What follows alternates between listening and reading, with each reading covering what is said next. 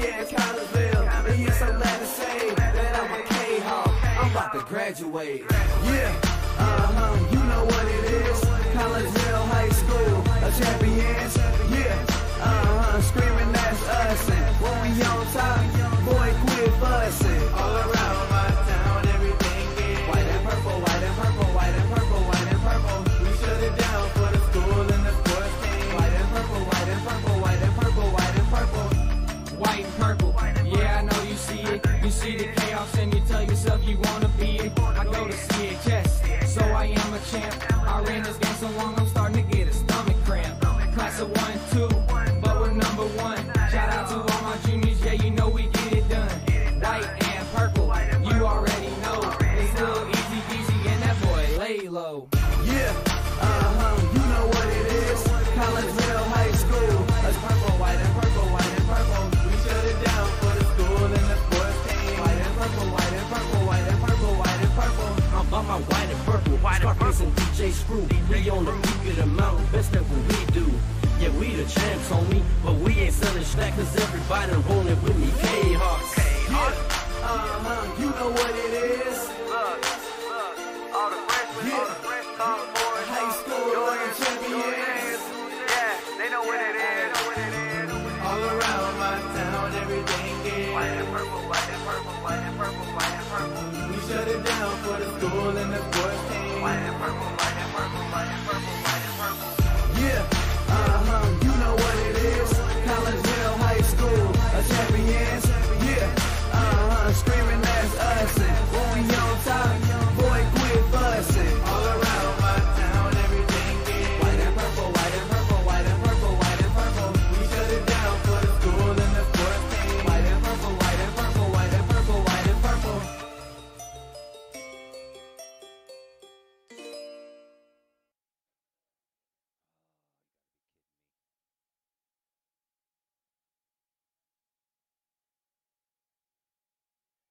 And a very good afternoon, everyone, as we welcome you to Camelot Bowl here in downtown, well, almost downtown Collinsville. I am Todd Duke, glad that you're with us here on the Kahok Sports Network as we get you set for some Collinsville Kahok bowling. Today we're going to be concentrating on the girls, although both the boys and the girls will be playing here this afternoon as both of your Kahok bowling teams are taking on their rivals and Southwestern Conference foes, the Edwardsville Tigers. I am Todd Duke, glad that you're with us here on the Kahok Sports Network as we welcome you in to the Cullip Jennings Florist pregame show. Cullip Jennings Florist is a staple in the Collinsville area, has been for generations. Cullip Jennings Florist is located at 517 West Clay Street. You can stop in for weekly specials, and right now everything's about Christmas time, so poinsettias are for sale at Cullip Jennings Florist. Of course, the poinsettias, the traditional Christmas plant.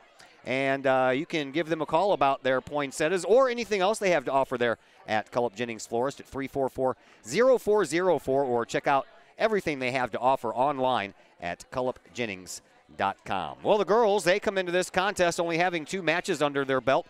They finished in second in the triad tournament, this past holiday weekend. And then last night, both the girls and the boys swept the Belleville East Lancers 3 matches to none. So both the boys and the girls are off to stellar starts on the year.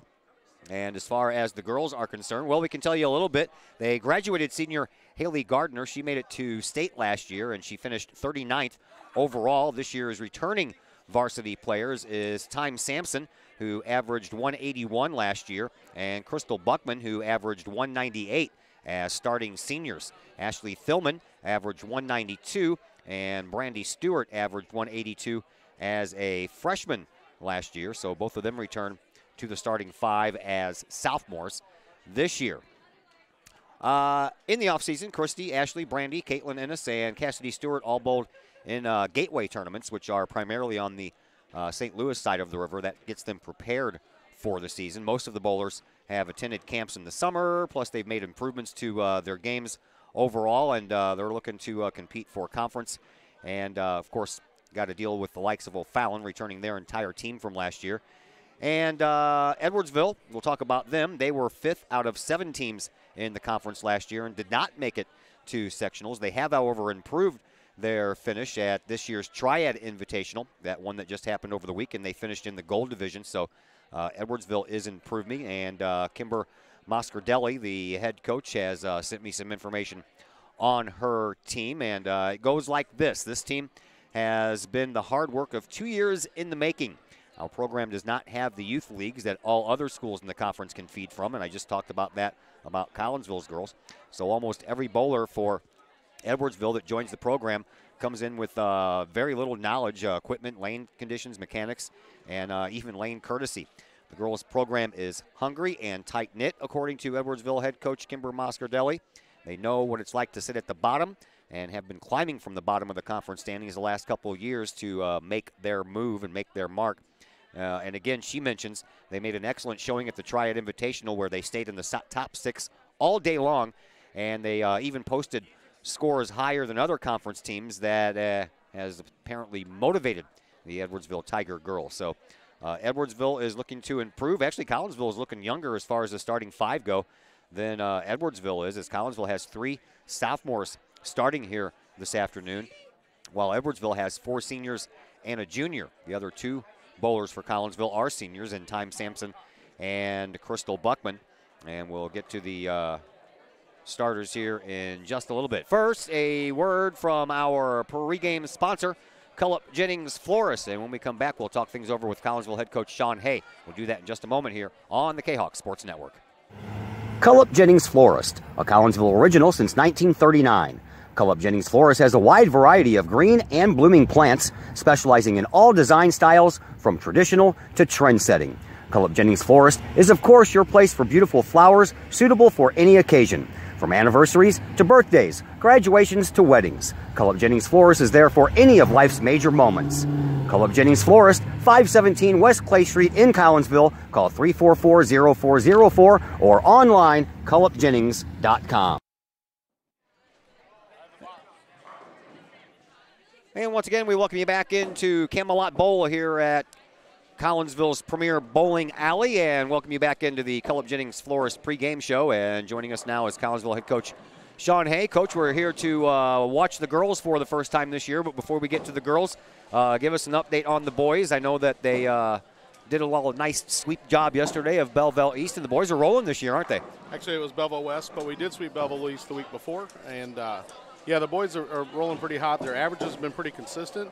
We're averaging about 1070 a game, which will be competitive in most any tournaments, any matches. So, I mean, they're always going to have a chance to win if they keep bowling like that. And both the boys and the girls competed the holiday weekend in the Triad tournament, and both teams finished pretty well. Yes, the odds-on favorite is the complete returning roster from O'Fallon last year. And we finished 60 pins behind them. They're a little bit more experienced squad in that they're all juniors and seniors, whereas we're primarily sophomores. We have a couple seniors, Time Sampson and Crystal Buckman, and we have a junior, Mackenzie Hunter. But for the most part, the rest of our team is sophomores and freshmen. So I was real happy to see them finish in second place in that tournament. So, yeah, I'm looking forward to a great year. So as far as the girls go, are there interchangeable parts since you're so young there? For sure. We have some that have done a little bit more work in the offseason, did a lot of tournament work. And so for those individuals, you can see the difference. They've definitely a step ahead. But we've seen a lot of good work in practice, and the limited practice we've had with some of the other girls. We've got a couple newbies that we're breaking in, and so they're coming along about the same speed I would expect them to. We usually, right when we get them brand new, they do a big jump in ability, and because of being coached usually for the first time, and so they make vast improvements there. So it looks like we've got some JV players that could see some varsity time as the year goes on. But right now, the 5 I have in there are pretty solid. All right, and you mentioned that your girls have a little bit of a distinct advantage over Edwardsville, as your girls play in some summer leagues, whereas Edwardsville doesn't. Yeah, they tend it's tough when you're in a town that had 2 bowling alleys that they both closed for a long time. You don't really count the university bowling center. It's not on everyone's mind. You don't really think go bowling at the university. So their youth programs took a hit for a few years. So Kimber's done a good job of recruiting some girls, getting them out, and teaching them some of the basics. And they definitely have shown improvement over the years. I know you guys are early in your seasons, but what do you like about your girls thus far after 2 matches? Well, after the tournament, finishing in second place and then bowling well, I'm seeing a lot of growth out of Time Sampson. I'm seeing Crystal continuing to be a strong bowler. And the 3 sophomores I have in the lineup right now have all shown massive improvements. Their ball rolls better. They're going to trip out a few more of those 10 pins. More strikes equals less missed spares, that's for sure. So, and it looks like Edwardsville, they're pretty senior laden right now. They got seniors and juniors starting, but they still consider themselves kind of an underdog. I think it's mainly just because of Edwardsville was once a bowling town and it's not, and so people generally have to leave. I mean, you can go to Edison's. Edison's is a fun place to go if you want to what we call boutique bowling. It's more for I've been there a couple of times. It's more just for the relaxed atmosphere. It's not for serious bowling in most cases. So, and with all due respect to them, I mean, that's the style of bowling centers that are built. So. They don't attract necessarily league bowlers, so that's an uphill battle when your kids have to travel out of town to really get competition. I know that you provided me all the information you could on the girls because that's what we're doing today, but Sure. I don't want to forget about the boys. How do you see this matchup between the Kahawks and the Tigers? I think right now our boys are rolling really strong. The Tigers are going to have to really bowl well to take us, especially in our house. All right. So it's going to be a challenge for them. Thanks for the visit, Coach. We'll talk to you in between times. Thanks. Thank you. That is head coach Sean Hay of your Collinsville Kahawks boys and girls bowling head coach. We will take a break, and then we'll come back and fill in all the blanks on who the starting 5 will be for the Kahawks and the Edwardsville Tigers. We'll do that in just a moment here on the Kahawk Sports Network. Cullip Jennings Florist, a Collinsville original since 1939. Cullip Jennings Florist has a wide variety of green and blooming plants, specializing in all design styles from traditional to trend-setting. Cullip Jennings Florist is, of course, your place for beautiful flowers suitable for any occasion. From anniversaries to birthdays, graduations to weddings, Cullip Jennings Florist is there for any of life's major moments. Cullip Jennings Florist, 517 West Clay Street in Collinsville. Call 344-0404 or online, cullipjennings.com. I'm a hot babe out jogging. I'm out making sure this stays a 10 when you drive by. You're checking out my awesome headband when... Oops. That's when you find out your cut rate insurance, it ain't paying for this. So get Allstate. Save cash and be better protected from mayhem, like me. Mayhem is everywhere. Are you in good hands? Call me, Mike Cluck with Allstate, for a quote today.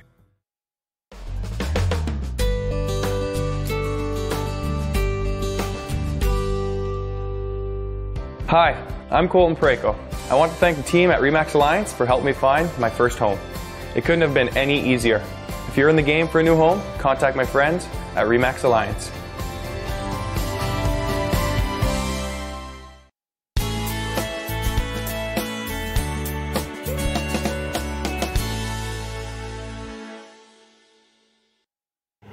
Cullip Jennings Florist, a Collinsville original since 1939. Cullip Jennings Florist has a wide variety of green and blooming plants, specializing in all design styles from traditional to trend-setting. Cullip Jennings Florist is, of course, your place for beautiful flowers suitable for any occasion. From anniversaries to birthdays, graduations to weddings, Cullip Jennings Florist is there for any of life's major moments. Cullip Jennings Florist, 517 West Clay Street in Collinsville. Call 344-0404 or online, cullipjennings.com.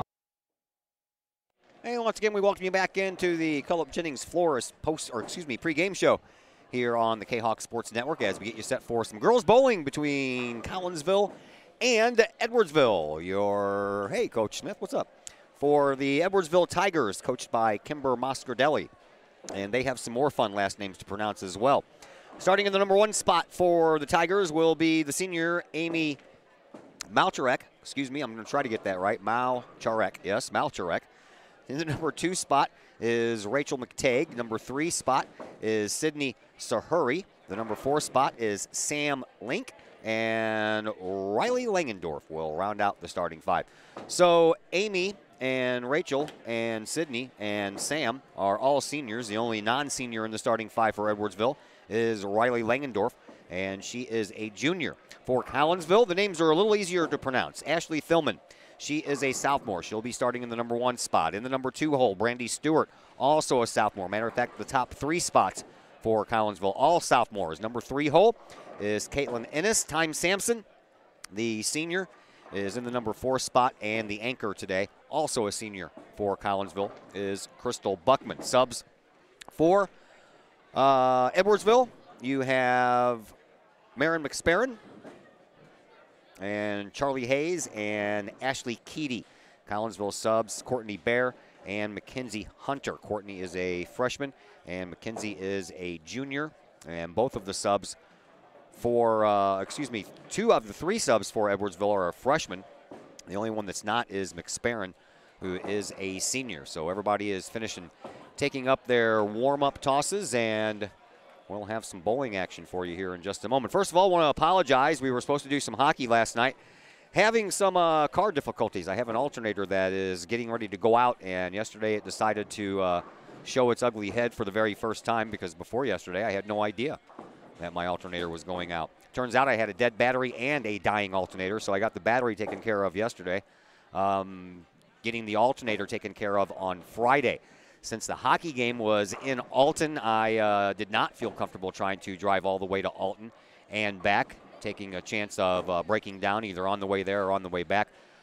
So we canceled that game, and we'll put another one on the schedule a little bit later on. We'll look at that and see what we can fit in. And hopefully we can get everything else in.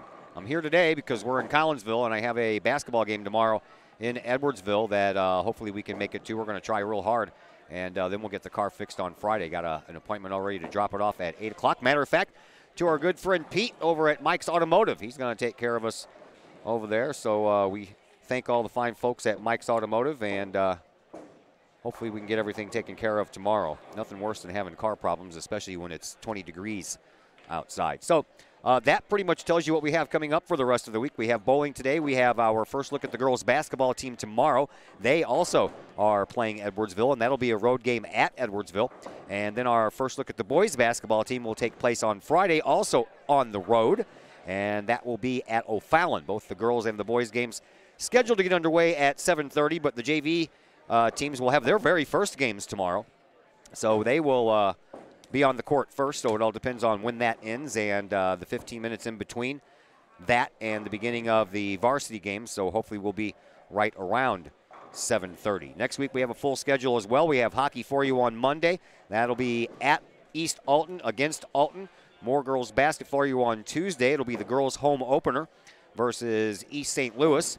More bowling for you on Thursday of next week. We'll have boys bowling, and that'll be against Belleville West here at Camelot Bowl. And then we will have boys basketball action for you Friday from Virgil Fletcher Gymnasium as the Edwardsville Tigers roll into town for a big Southwestern Conference matchup. So now you're all set for the rest of this week and next week. I've gotten you all set on everything that I know about the girls' bowling teams, both the Kahoks and the Edwardsville Tigers. And I have run out of things to say here. This game was on the schedule to get underway at 3 o'clock. I was a little late because my car wouldn't start at the parking lot of Kreitner Elementary where I work, so that took an extra 15, 20 minutes to get that thing started up and get me here. So I was rushing, thinking I was going to be late, and everybody else is running behind schedule too. So we will just kind of roll with the changes here. So again, I'm kind of out of things to talk about, so I guess for a while here we'll just kind of let you look at the warm-ups going on. How about that? We'll have some bowling here for you in just a moment on the Kahok Sports Network.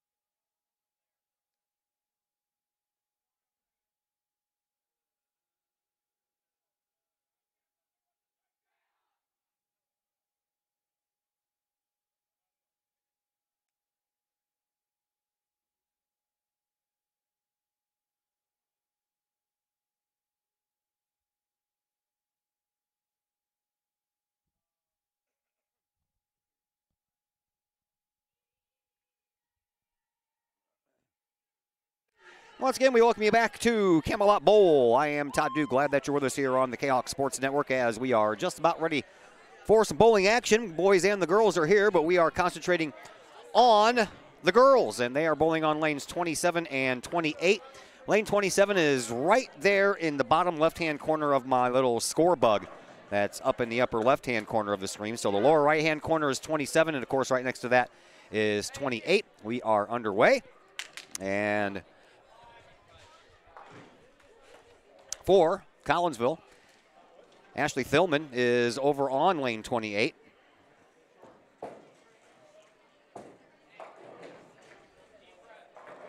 And she ends up with a split. That's not a very nice start, is it? Over here on 27, that is Rachel McTagg, because I believe that Amy Malcharek has already thrown. She picked up a strike on her first attempt. And now here comes Ashley Thillman over on 28 trying to pick up this 4-9 split. Excuse me, that's Brandy Stewart. Okay, I'm trying to get my lanes figured out here. The girls are starting over here on the on 28, and Edwardsville is starting on 27. So let me do a little bit of catching up here. So it looks like Ashley Thillman got a strike on her first try. Brandy Stewart was the one who was left with a split. She picked up one of those. So she has a 9. And over on lane 27, Amy Malcharek has already gone. She picked up a spare, and now over here on 27 is Rachel McTagg. And her ball is on the way, and she'll just take out 3 over on the right side. Meanwhile, we are on Caitlin Ennis for Collinsville over here on lane 28. She got the first 7 down, and now she's trying to pick up the 3 over on the left side.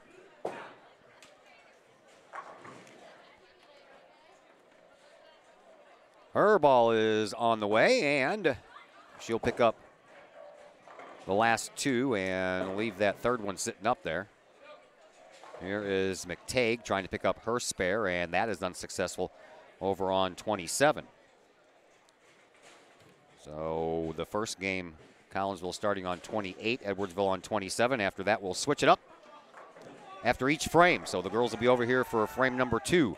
Boys, varsity team is over here on lanes 25 and 26 right next to me, so it'll be easy to keep an eye on them. And then they have the JV teams over on the rest of the lanes, 29 and 30, the JV boys, and then 31 and 32, the JV girls.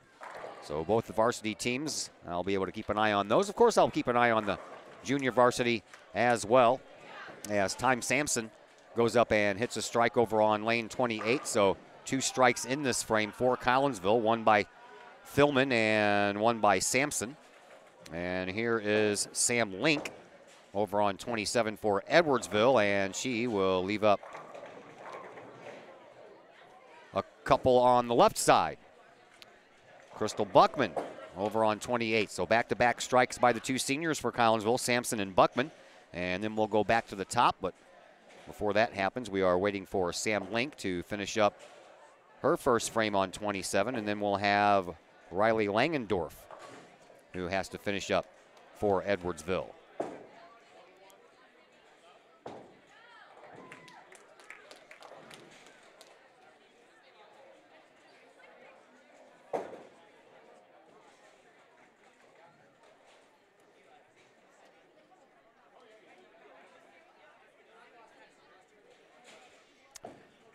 And it is the young Langendorf, the junior for Edwardsville, on 27.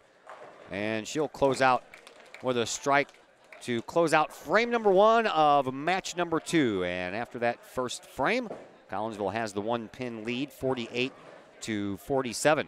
Taking a look over here on the boys' side, Collinsville up 49-32, but the Kahawks are finished bowling while Edwardsville still has 1 more to go. That was Amy Malcharek over on 28, rolling a strike, and here on 27, Ashley Thillman, who started off with a strike, leaves that 10-pin over there on that right corner. So since Malcharek already has a strike, Thillman will go for her spare, and she will pick it up as Rachel McTagg is on 28 for Edwardsville. as Brandy Stewart, the sophomore for Collinsville, waits on 27. McTague gets all of them to fall, and now here comes Brandy Stewart on 27 for Collinsville. And she'll knock them all down as well. Almost back-to-back strikes. Thillman left that 10-pin sitting there, so she did pick it up. So a spare and a strike to start off this second frame for Collinsville. And here is Caitlin Ennis, the third sophomore starter for Collinsville here in this match. Nice approach and has a nice spin on that ball. She picks up a strike, does Ennis. Here for Edwardsville is Sydney Sahuri, and she picks up a strike. We're moving right along here, folks. So now Time Sampson for Collinsville. Set on 27.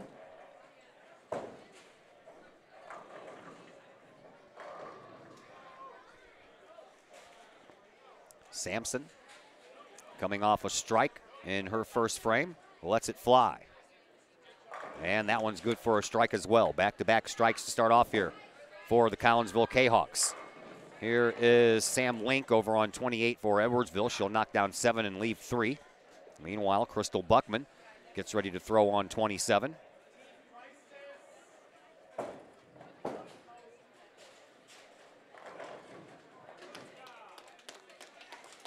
She's ready. And can't get that 7-pin to fall. So Collinsville had 3 strikes back to back to back until the 7-pin wouldn't fall for Buckman. Meanwhile, Riley Langford is ready to throw over on 28, but first Crystal Buckman will have a chance to pick up her spare. And she will. Gets that little right to left movement there at the very end to pick that up. Here is Langendorf. Langendorf will pick up a strike on 28 for Edwardsville, frame number 2 in the books. And after 2 frames, Edwardsville leads Collinsville 134 to 128. We'll switch lanes again.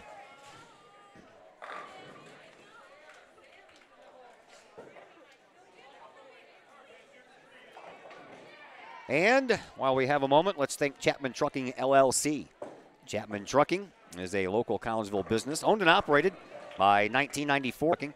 618-960-9346 or online, chapmantruckingllc.net. Collinsville starts off with a spare over on 28. Edwardsville starts off with a strike thrown by Milcherik. And now it's McTague who will also pitch a strike for Edwardsville. Meanwhile, here is Brandy Stewart for Collinsville on 28, and she'll leave up 3.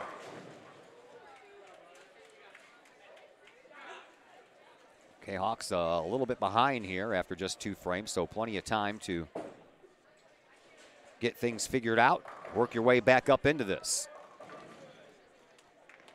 Brandy Stewart going for her spare. Back-to-back strikes for Edwardsville on lane 27. And Stewart is successful in picking up her spare.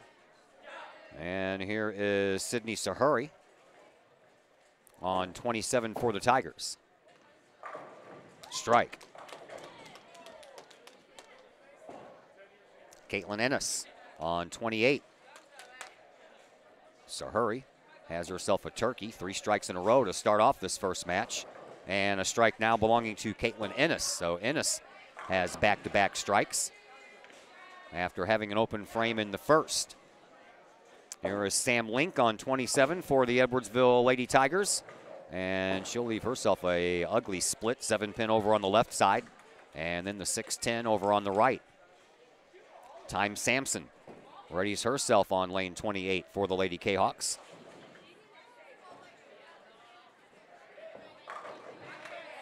On the way, and 6 down, 4 still up. There is Sam Link on 27, trying to pick up that spare, hoping for 2, but yep, she'll get the 2 on the right side. leave up the 7 pin. Time Sampson trying to pick up her spare on 28.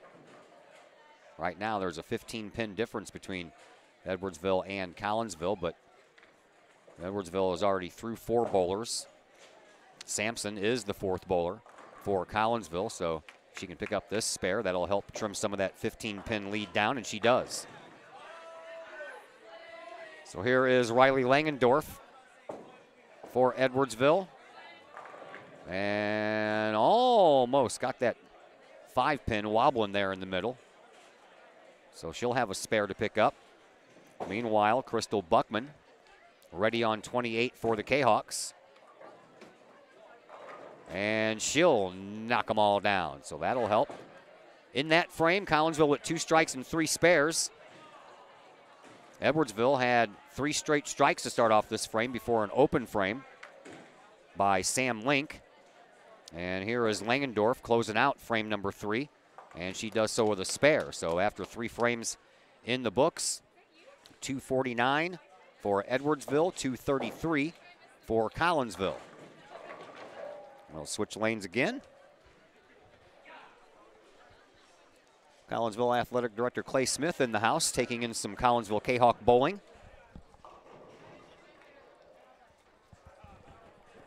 He said he can't stay for the whole match because he has to go to cheerleading practice. Told him he was probably a little too old and wouldn't look that great in a cheerleader outfit, but you know, more power to him. I'm just kidding. Ashley Thillman left 1 pin up on 27. She goes for the spare now, and she'll pick it up. Amy Milcharik left up the 10 pin over on lane 28, so she'll try to pick that up.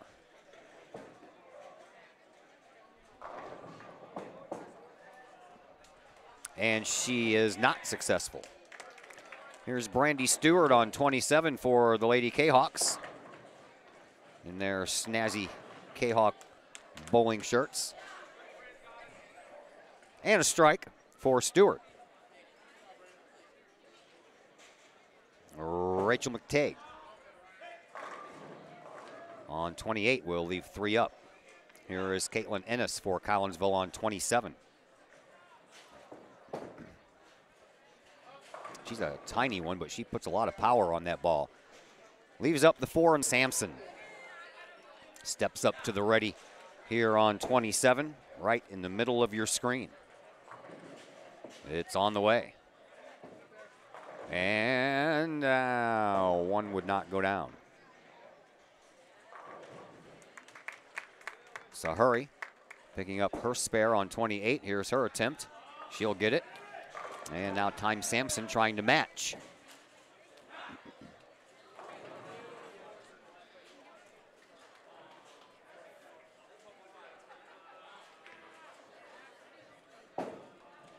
Sampson waiting for the varsity boys player to get through on 26. Now she's ready to go.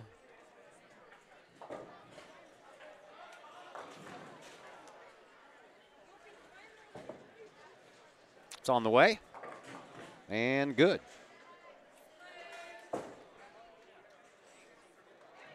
Sam Link on 28 for Edwardsville will leave 3 and scattered around order.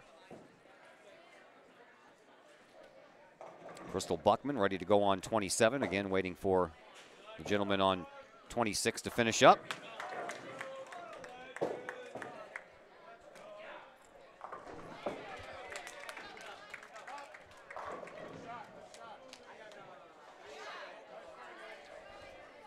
Having a little trouble with my connector device here. Every once in a while my screen turns blue.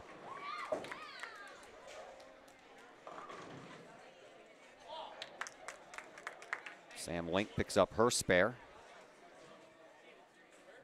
Collinsville is all finished in frame number 4 as we await Riley Langendorf, the final bowler for Edwardsville, over on 28.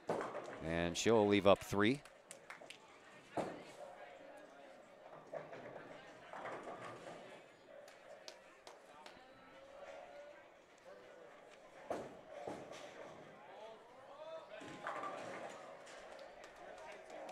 Langendorf, the junior, ready to go, and this last throw will end frame number 4. She will, whoa, leave up 1. I thought that would look pretty good. So after 4 in the books, 358 for Edwardsville, 339 for Collinsville. So the Kahawks 19 pins behind right now as we approach the middle frame. Here is Amy Malcharik, ready to go on 27 for Edwardsville. They've also completed 4 on the boys varsity side of things, and right now Collinsville leads 356 to 235 as Malcharik knocks them all down. Now on 28, Ashley Thillman for Collinsville leaves herself a little bit of a split with the 310 pin still standing on the right side.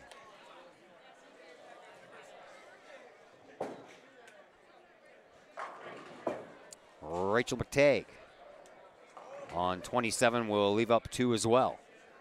Here is Ashley Thillman trying to pick up her spare on 28. She does, nicely done. Kicked off the right side of that 3 pin, and then the ball took that jaunt to the right to take care of the 10 pin as well. Nicely done.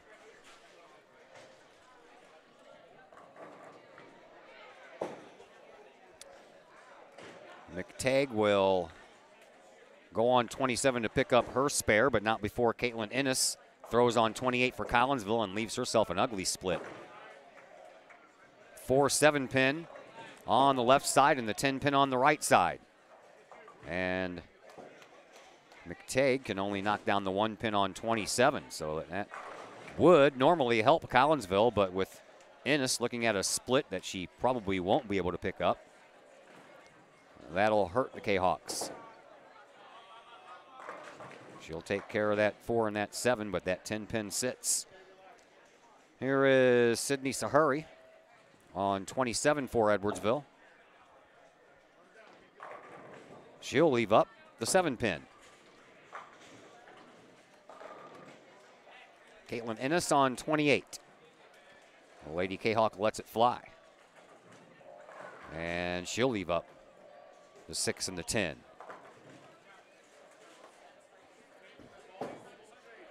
Sahuri trying to pick up that 7 pin over here on 27 for Edwardsville. She is not going to be able to do it. Ennis trying to pick up this 6-10 over here on 28, and she only gets the 10.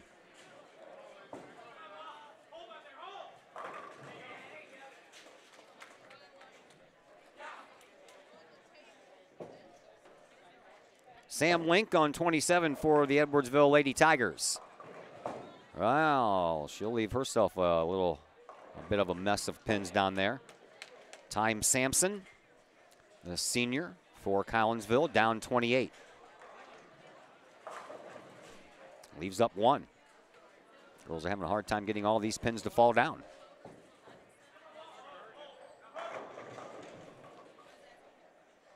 Sam Link down 27, trying to wipe out the 3 on the right side and maybe get that 7 pin, but that did not happen. And some pins that just will not fall. There is Langendorf, who picks up the only strike of the frame. Actually, Amy Malcharik had a strike to start off that frame. So 5 in the book. In the books, Collinsville caught up a little bit there, 428 to 411. Collinsville was down by 19. And they've trimmed that just a little bit. Actually, we're not even finished with this frame yet, are we? Crystal Buckman trying to pick up a spare on 28. She does. And with that, Collinsville has actually moved out front now by 10 pins, 438 to 428. Here's Ashley Thillman over on 27 for Collinsville. She'll pick up a strike, and we'll start the 6th frame off in fine fashion. Amy Malcharik on 28 does the same thing. So a match of strikes by each team. Brandy Stewart due up next on 27. She makes her approach.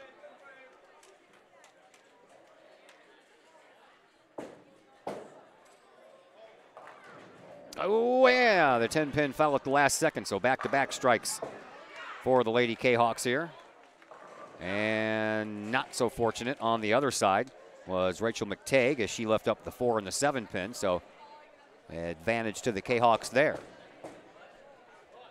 Caitlin Innes on 27 for Collinsville.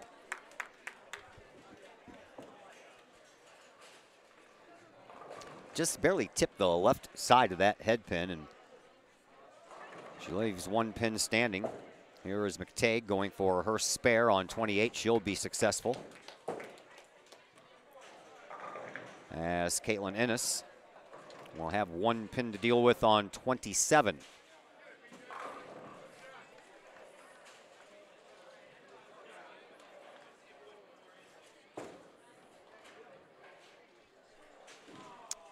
Innes. Oh, lets it rip. Picks it up. Sydney Sahuri on 28 for Edwardsville. Leaves one standing.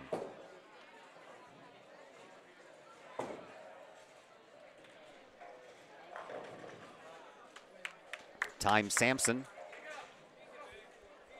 ready to go on 27 for Collinsville before Sahuri will try to pick up her spare. Sampson lets it fly. Smooth ball all the way down and tries to get a little body English there, but left that 5-pin standing. Here is Sahuri trying to pick up her spare. She will not. So if Time Sampson can pick up hers, that'll give Collinsville an extra advantage.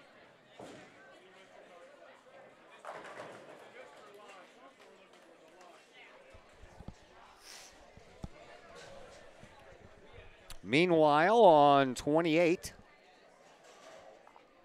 Sam Link. And she'll pick up a strike. That helps her team out. Sampson trying to pick up this 5-pin on 27 for the Lady Kahawks. She is successful. Riley Langendorf, the junior for Edwardsville on 28. Strike. Crystal Buckman on 27 trying to match.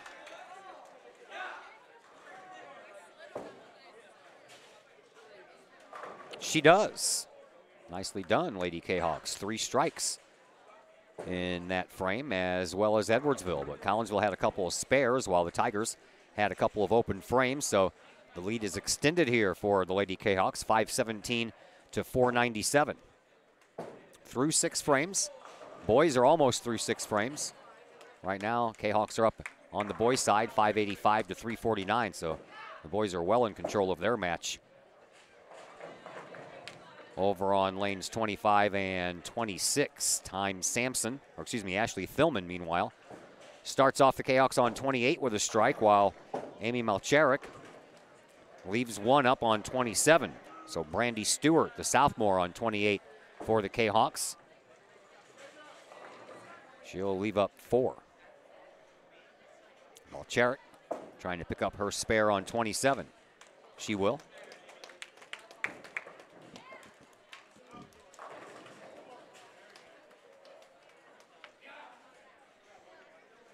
Brandy Stewart trying to pick up her spare on 28, but she has a few more pins to deal with.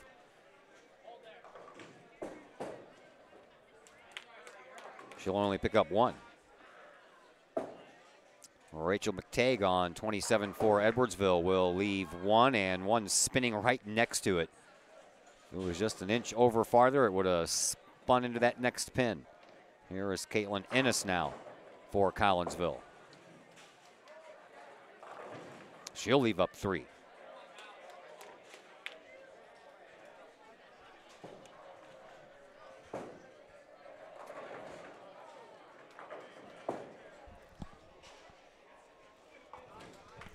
Spare picked up on 27 for the Lady Tigers. Innes going for her spare for the Kahawks on 28.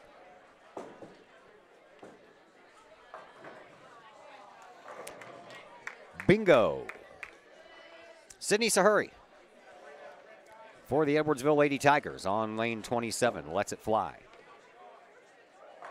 Strike. Edwardsville. Back-to-back spares, followed up by Sahuri strike. Here is Time Sampson for Collinsville. Kahawks have a strike, a spare, and an open frame here in this 7th. And now a gutter ball thrown by Sampson. There's Sam Link for Edwardsville. She leaves up 1 pin. Let's hope Sampson can come back and wipe out all those pins and pick herself up a spare, or else that one's going to hurt a little bit.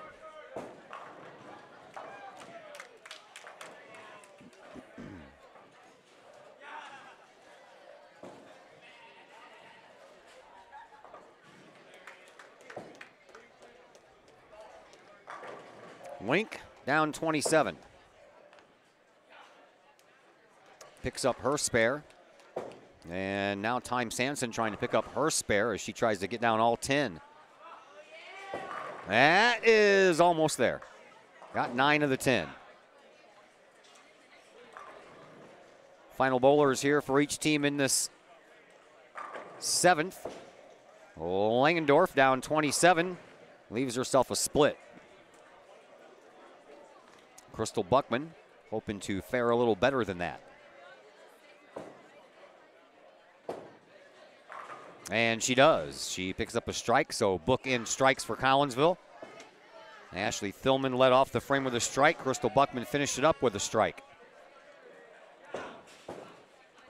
3 spares and a strike already in this frame for Edwardsville, but if they're going to continue that, excuse me, Langendorf's going to have to pick up this spare. It is doable, but she goes on the wrong side of that pin, and she'll leave the other one standing there. That 7 pin remains. So after 7 frames, Edwardsville jumps back out front by 4 pins, 601 to 597. Here is Ashley Thillman on 27 for Collinsville as we begin the 8th. She'll pick up a strike.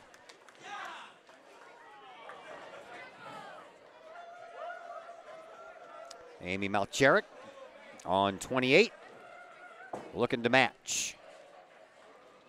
She will not. She'll leave herself that same spare setup that we just saw earlier as Brandy Stewart leaves the 7 pin.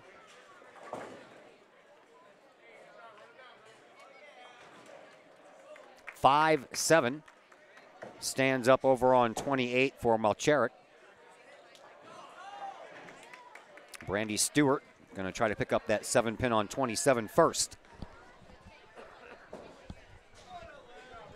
She will. Coach Hay standing right in front of me, giving her some encouragement. Here is Malcherik trying to pick up her spare, and she'll hit that 5 pin head on and knock it straight back. Here's Caitlin Ennis.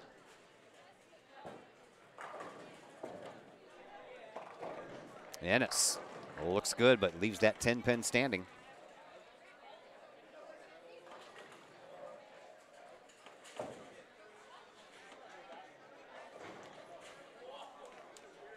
Ennis will try to pick up her 10 pin over there in that right corner before Rachel McTague goes for Edwardsville. Ennis, hold, ooh. Just at the last second, that ball took a little bit dip to the left, but got the left side of that 10 pin. As McTague knocks them all down for a strike.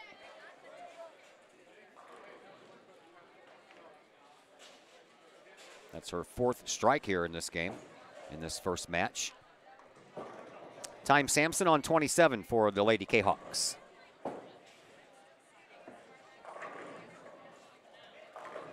Leaves up 3 on the right side. Sydney Sahuri readies herself on 28 for the Tigers, and here is her throw. Hugs that gutter line, and then at the last moment, sweeps left. They're through 7 frames on the boys' side. Collinsville up 675 to 432.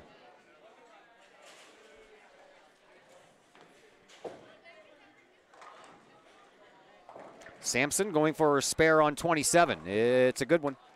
Sahuri will go for her spare on 28.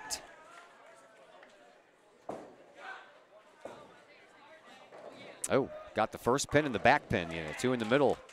Stayed there. Let's thank Metro East Roofing and Guttering. They're locally owned and operated since 1987 by brothers and Kahok alums, Tony and Corey Jones. Metro East Roofing and Guttering can help with all of your roofing, guttering, and siding needs. They're located at 1231 Lebanon Road in Collinsville. Metro East Roofing and Guttering is the hometown company you know and trust. You can give them a call at 345-5679 today for your free estimate. And you can visit their Facebook page at Metro East Roofing and Guttering. Crystal Buckman on 27 trying to complete her spare. And that'll end the 8th for Collinsville. She is good on her attempt. Here is Sam Link over on 28 trying to pick up her spare. She is also successful, so Riley Langendorf will become the last bowler here in this 8th frame for the Lady Kahawks, as they're a little bit ahead of the boys now. Boys are in the middle of their 8th frame. Langendorf. Her throw, good. It's a strike, and we'll head to the 9th. We will head to the 9th with a very close game. Collinsville back out in front, 695 to 682.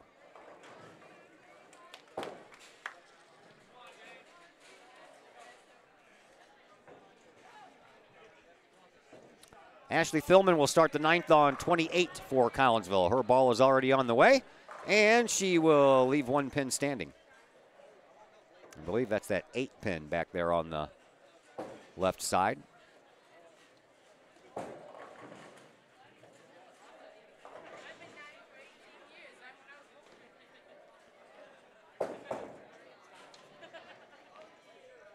Amy Malcharik steps up on 27 for the Tigers.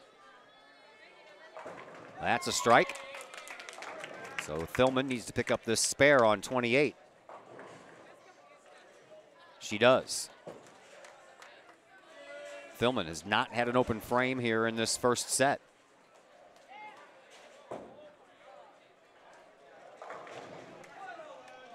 Brandy Stewart on 28.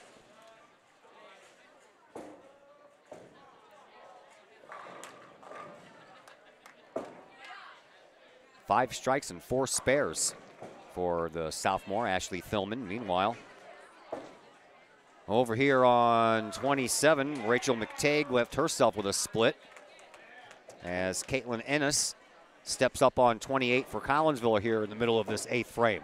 Excuse me. Ennis leaves the 7 and the 4 right in front of it.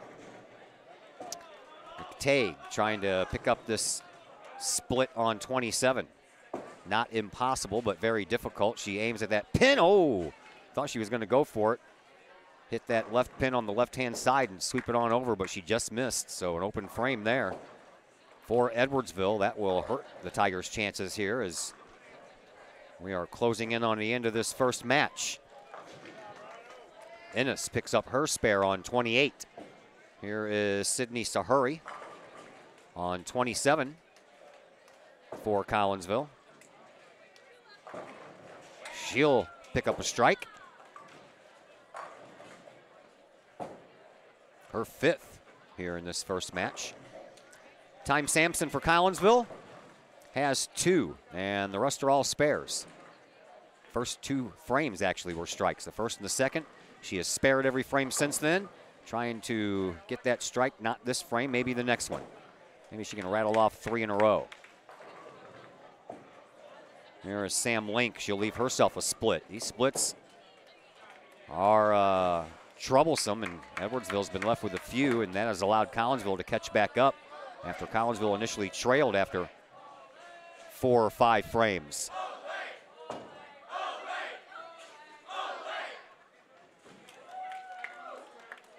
One of the boys on the junior varsity side just threw a 238 game. Nicely done. Here's the attempt at that split for Link, and she only gets the 1.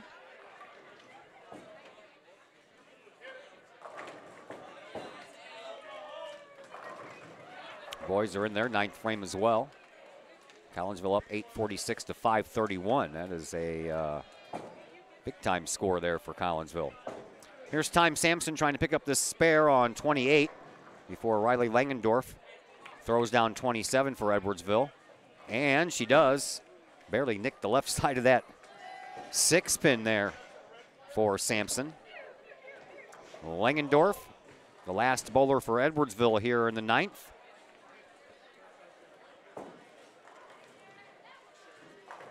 She'll leave the 10-pin.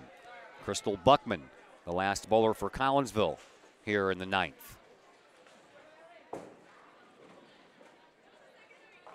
She'll leave up the 2 on the left side, 4 and the 7.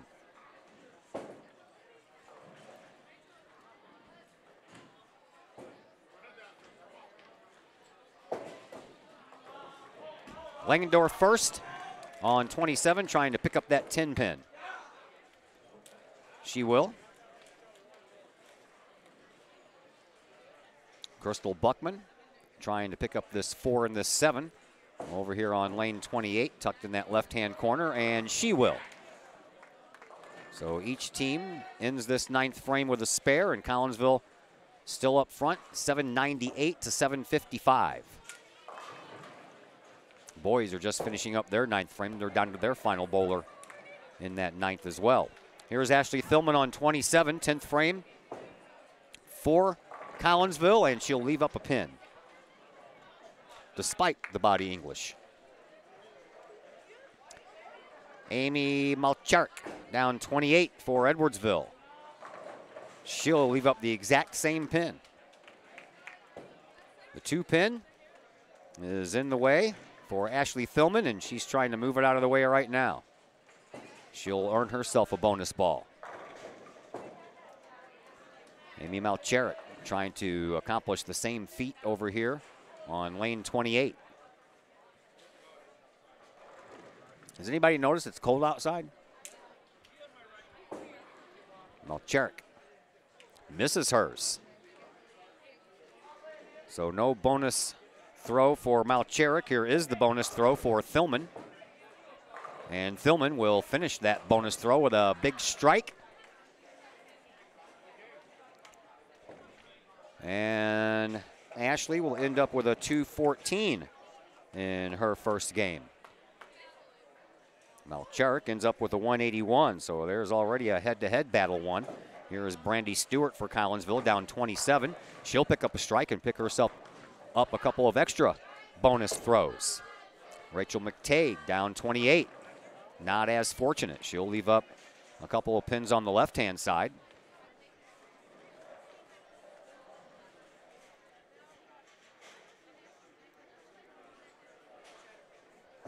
Brandy Stewart, her first bonus. She'll have back-to-back strikes. Matter of fact, that would be a turkey after striking in the 9th.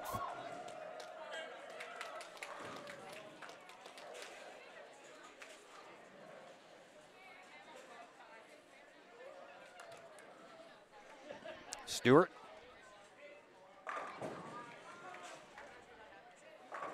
Looking to finish up with 4 straight strikes. Here's her attempt on 27.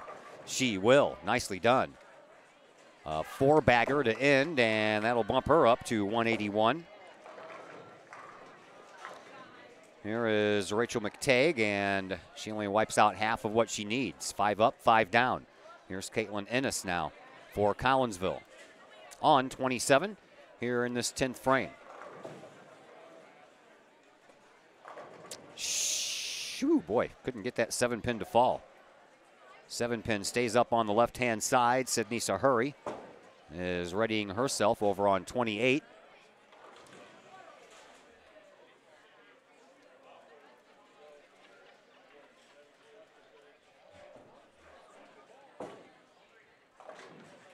And she'll leave up 4.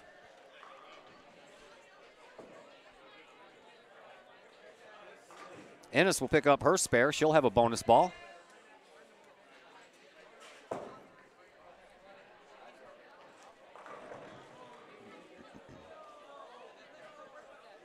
The 2-4-5-8 is what's left for Sahuri here on 28 for Edwardsville. This is her final throw here in this first matchup. She picks up the spare. Innes with her final throw. Or excuse me, Sahuri gets one more throw. Innes' final throw leaves 2 up, so the Collinsville sophomore will end up with a 175.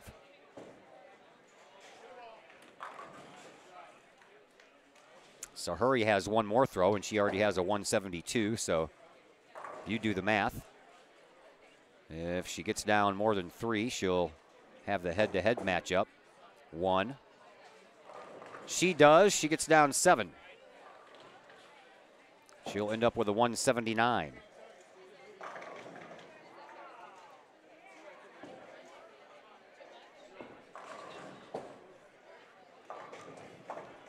McTagg ended up, by the way, with a 161. Here is Time Sampson. She leaves herself a pin. Ashley Thilman, by the way, did not have an open frame in that first match.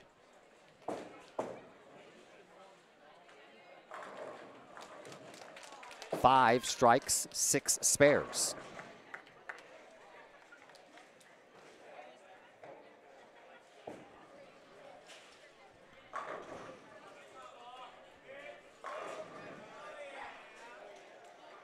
Sam Link picked up a strike on her first throw for Edwardsville over on 28, so she'll have a couple of bonus throws. Here's Time Sampson on 27 for Collinsville, trying to pick up this spare to give herself one extra throw. She does. Time Sampson also with no open frames thus far, and here's another strike from Link. So back-to-back strikes in the 10th for her. Time Sampson, one more ball coming her way on 27.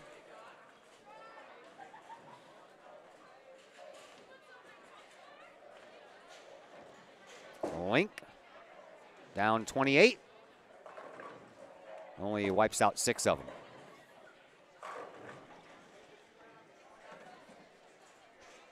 Samantha Link ends up with a 159.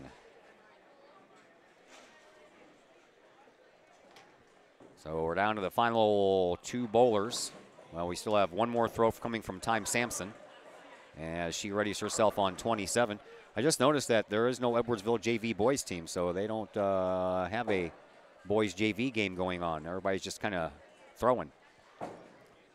Sampson will leave that 10 pin. Time Sampson ends up with a 178, and that was her only open frame, was that last throw. There's Langendorf. She leaves up a split.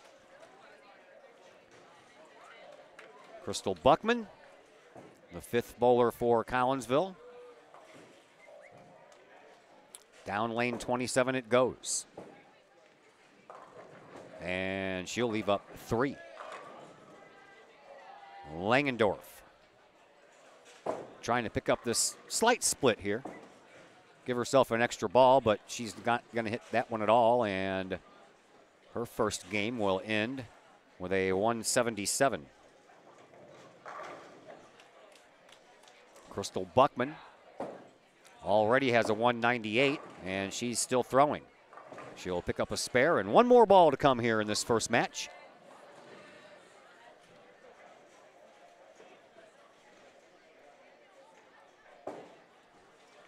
So far, only 2 girls are going to finish over 200, as Crystal Buckman made sure of that by picking up that spare. She now sits at 201. Here comes the final ball of this first match. And she'll wipe out 7 more to give herself a 208. So Buckman with a 208 and Thilman with a 214. Collinsville wins the first match, 956 to 857. Almost. Well, it is 101 pins. Boys, they finished in fine fashion, winning their first match, 1,077 to 660. So one matchup in the books for both the boys and the girls. As Coach Sean Hay straps on the old headsets and joins us here in between matches. And Coach, a pretty nice job by the girls. Very impressed with Ashley Thilman. I don't think I got to see her throw much last year as a freshman, but man, she one of the only 2 girls to finish over 200 along with Crystal Buckman, but she had 5 strikes and 6 spares. She did not have an open frame at all in that first match. I'm impressed. Oh, she's definitely last year she was actually our leadoff bowler last year, but she wasn't as polished. So the year of growth for her has really helped. She actually had a wrist injury, kept her off the lanes for a little while, and now she's been able to come back. And sometimes when you take a little bit of time away from the lanes, you're able to fix some things that felt comfortable before that weren't right. And so when you come back, it's all brand new again, and now you can fix things. So the time off actually helped her out quite a bit. Caitlin Ennis, I'm impressed with her because she's tiny and she can whip that ball down there, man. Yeah, she's definitely a go-getter to say the least. Her dad's a bowler. I think actually her whole family's a bowling family, so she's grown up around it her whole life, so this is walk in the park for her. And your 2 seniors, Time Sampson and Crystal Buckman. I know Time had a couple of rough frames in there, but I'm sure she'll fix that by the next game. And Crystal's her usual self. Yeah, she's picking up where she left off. Right now, I think the average for Ashley, Time, and Crystal are all over 200 right now, and so I'd look to see them continue in that direction. And Buckman averages 198, so she was right there along that average line. For sure. Yeah. All right, the boys, they kind of had things going their way, 1,077 to 660, but really wasn't like that early on, man. I watched Eli throw a gutter ball, and I saw a couple of other gutter balls go over there. Well, it's funny, no matter what's happened this year in matches, we end up with that 1070 average. So it's almost like one of these days they're not going to do it. But up to this point, I mean, we pretty much no matter who we put in the lineup, it's come out that way. Down on the JV, we've got Bryson Hartman throwing 240. We had Hunter Yingle throwing another high 200. So, I mean, it's nice to have this kind of depth, but it's also difficult because we've got a lot of kids that deserve to be in the lineup that, you know, I've got 2 kids on the bench right now that have both averaging over 200, no problem. Yeah. So, yeah, it's been one of those things, one of those years. Any changes in your second game? Nope, I'm going to keep everyone the same. And did your counterpart do the same? That is true. Okay, Yep. All right. Thanks for the visit. We'll talk to you next round. All right, thank you. Thank you. That is head coach Sean Hay of the boys and the girls bowling teams, both successful in that first match. Second match is underway, but I'm going to step aside here for just a moment so we can take care of some things. Yes, we'll be back in just a minute here on the Kahok Sports Network.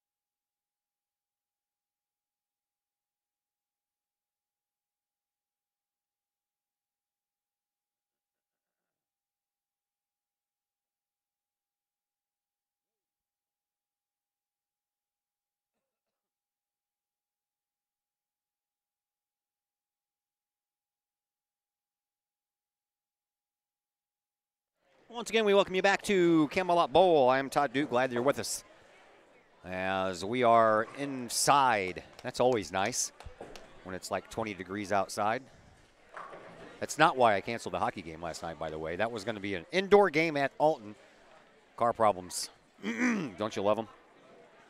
Can't live with cars, and definitely can't live without them. We're underway here in match number 2. Collinsville on top of that first match. Both the boys and the girls won their opening round matches against Edwardsville. And we are just beginning the second frame here on the girls' side of things. Matter of fact, so are the boys. Ashley Thillman picking up where she left off. Back-to-back strikes to start off the second match after having no open frames for Collinsville. While Rachel McTagg tries to deal with this mess on 27, and she got everything except for that 10 pin. So all things considered, not bad. Brandy Stewart ended up with a 181 her last time up. We'll try to pick up this 10 pin here as we are underway in frame number 2. She will.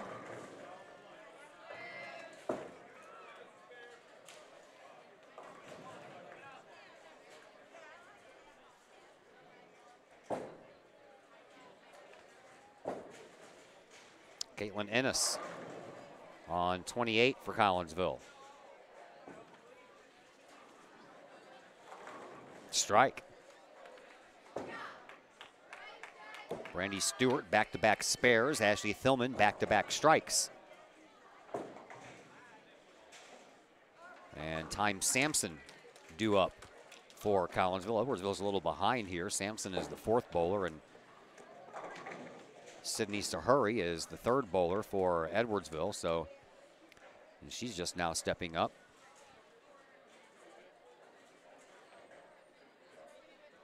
But Time Sampson will go first.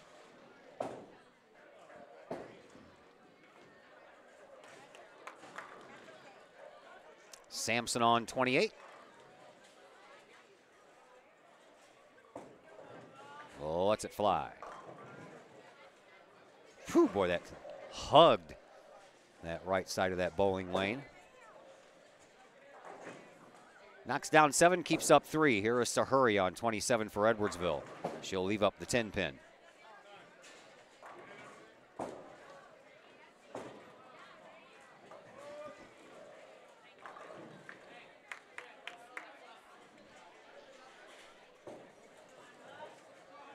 So a couple of spares needing picked up here. Sahuri will try hers first here on 27.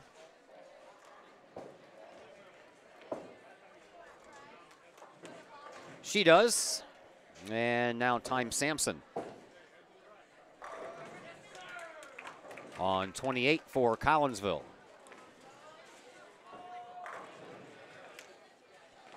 She'll pick up her spare. Sampson didn't have an open frame until her very last throw of that first matchup. Link knocks down half of them. The left half leaves up the right side. Here is Crystal Buckman on 28 for Collinsville. She will leave up the 7 pin.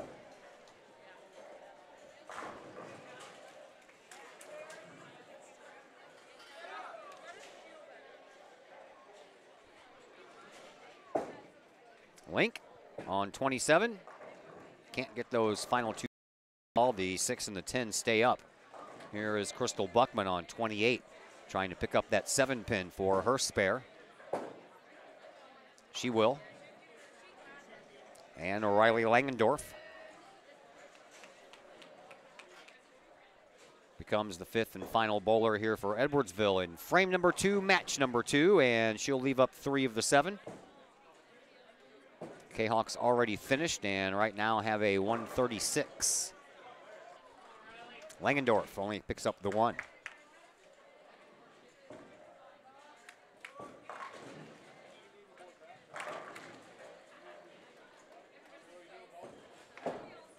So we're switching sides now. That'll give us a chance to thank one more of our sponsors. How about the City of Collinsville? You can check out the City of Collinsville's Facebook page for information on upcoming events in the city. Coming up next, the Christmas at the Collins House Holiday Celebration. That'll take place this Saturday from 5:30 to 8:30. Yes, that's right. Saturday is December the 1st, although it's felt like December the 1st for the last 3 weeks, pretty much. As always, the city of Collinsville is a proud supporter of the Collinsville Unit 10 School District, and they wish all district athletes good luck this sports season. So Thilman couldn't keep the strike streak alive, so she'll try to keep the open frames to a minimum, and she does that by picking up a spare here on 27.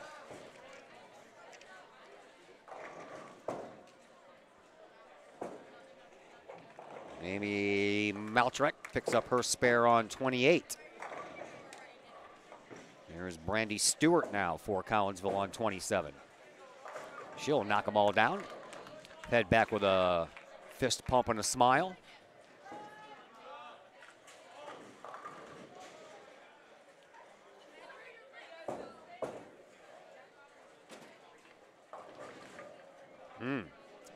Tag having a tough time with some splits.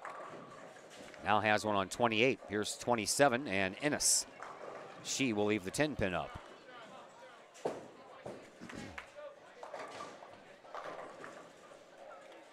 I know everybody's been dying for some basketball action. We'll have our first basketball action of the year the next 2 days. Thursday the girls, Friday the boys, both on the road. Tomorrow at Edwardsville for the girls, Friday at O'Fallon for the boys. Ennis picks up her spare on 27. And only one of the three for McTagg would fall on 28.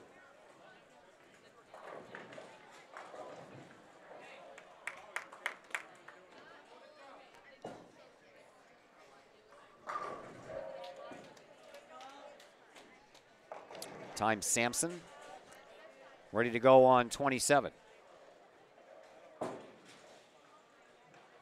In the middle of the third frame here.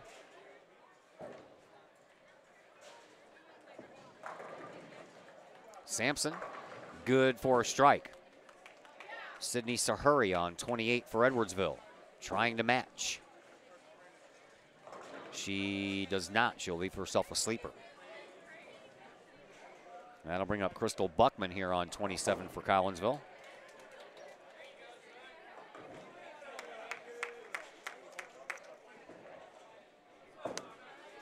Buckman's ball down the lane, and she'll leave up the 10 pin. So hurry. Has that sleeper to pick up there.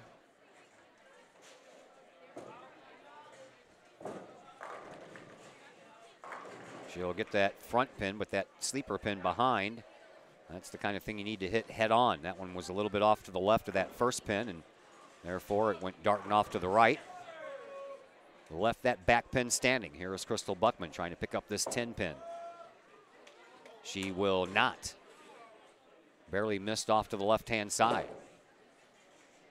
Sam Link down 28 for Edwardsville, leaves up 4 of the 10 pins.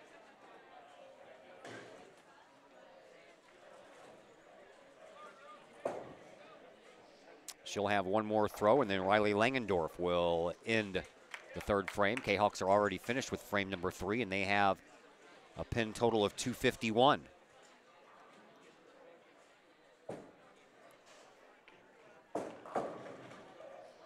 Link trying to pick up her spare. She does.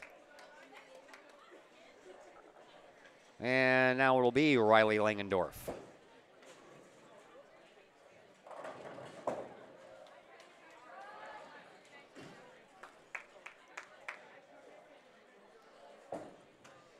Langendorf, ready. She'll leave one pin standing and have to pick up that spare. Collinsville with a pin total of 251 right now after that throw by Langendorf. They're up to 184.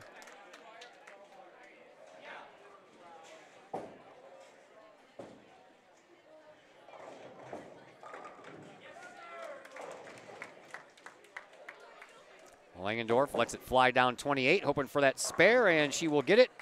That'll help her team out a little bit. 251 to 185. Collinsville with a little bit more of a comfortable lead here in this second match after 3 frames in the books. By this time in the last game, Edwardsville had the lead. Never can tell. Leads have a way of evaporating.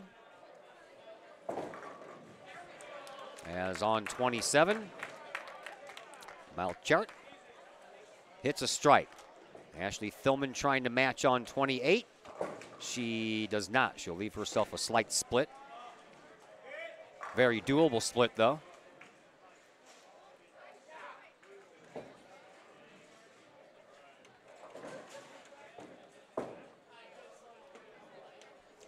The old 4-5 split. Here is a strike by McTague. That last pin barely fell. Here's that attempt at that split for Thillman, and she tried to plant it right in between the two pins. She barely touched that 5 pin, but it would not fall down. The 4 pin did.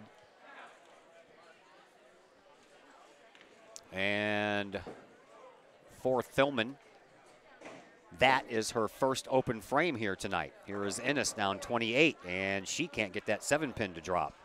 Actually, back-to-back open frames as back-to-back splits have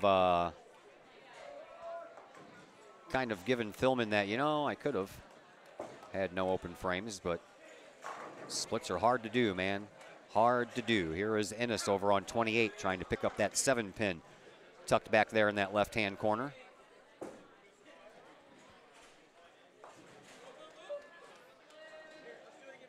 Stewart, excuse me. Did I say Ennis? I meant Stewart.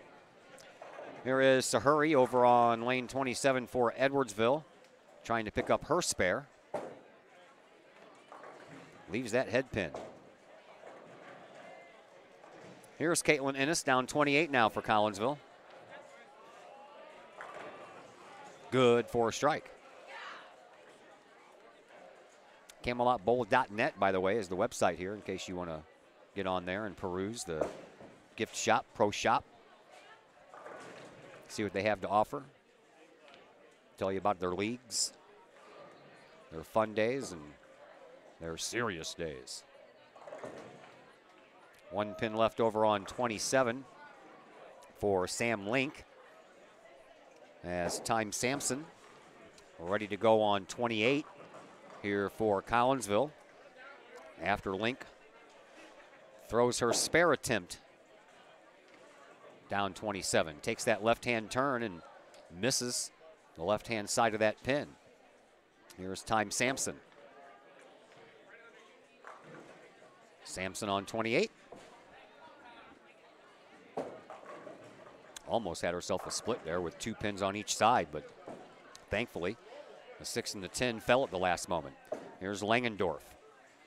Down 27. She'll leave up 4.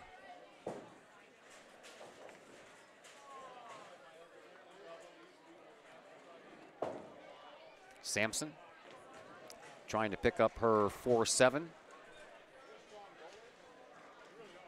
for a spare on 28, but she'll give way to Langendorf first.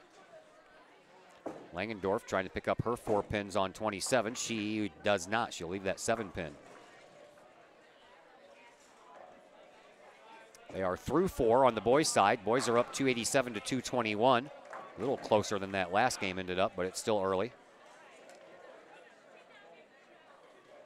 Sampson lets it fly and will pick up her spare. Sampson now with a strike spare kind of game going on here in this second matchup. Here is Crystal Buckman. Edwardsville is already finished here in this 4th frame. They have 257 pins on the board. And before Buckman throws this ball, Collinsville has 228. That'll jump up after a strike by Buckman to 338. And that's what we have heading into this 5th frame. 338 for Collinsville, 257 for Edwardsville. As we switch lanes once again, Ashley Thillman ready on 27 for the Kahawks. It's another strike there for Thillman. Had a couple of strikes to start off this second match and then was victimized by back-to-back spares that she could not pick up in the 3rd and the 4th frames. There is Malcherik on 28, matching the strike thrown by Thillman. That brings up Brandy Stewart for Collinsville here on 27. She'll mow down the left side, leave 3 pins on the right side standing up. Rachel McTagg is ready on 28. She'll leave up the 10 pin.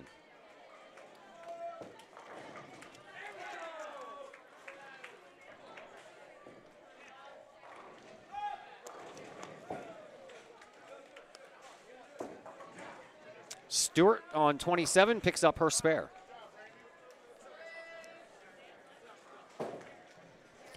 Let's thank the Junior Service Club of Collinsville. Since 1934, the Junior Service Club has been providing women in the Collinsville community an opportunity to make a difference with fundraisers and projects, all that go help the needy in Collinsville. For information on any fundraising event hosted by the Junior Service Club, you can visit the Collinsville Junior Service Club's Facebook page. Caitlin Ennis knocks down 8, leaves up 2. Here is McTagg picking up her spare on lane 28 for the Tigers.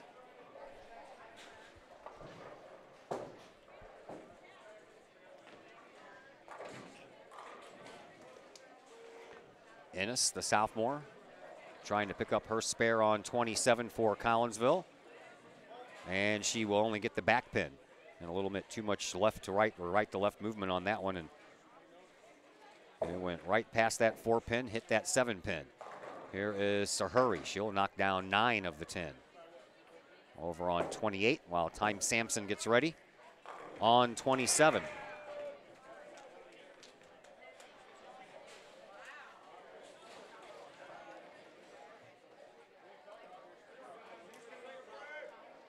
Sampson picks up a strike. So she still has that strike, spare thing going on as she strikes in the 5th. So strike, spare, strike. Here is Sahuri, who cannot pick up that 1 pin on 28. Crystal Buckman ready on 27.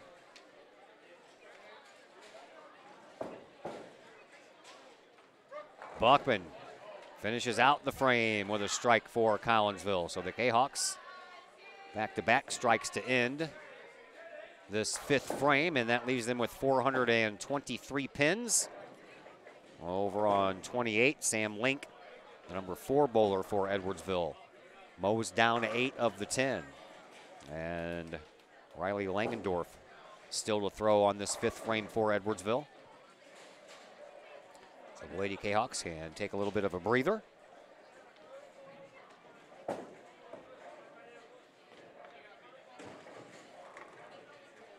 Link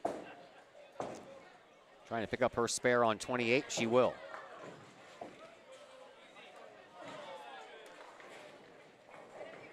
And Langendorf will be the final bowler on lane 28 for Edwardsville to close out frame number 5.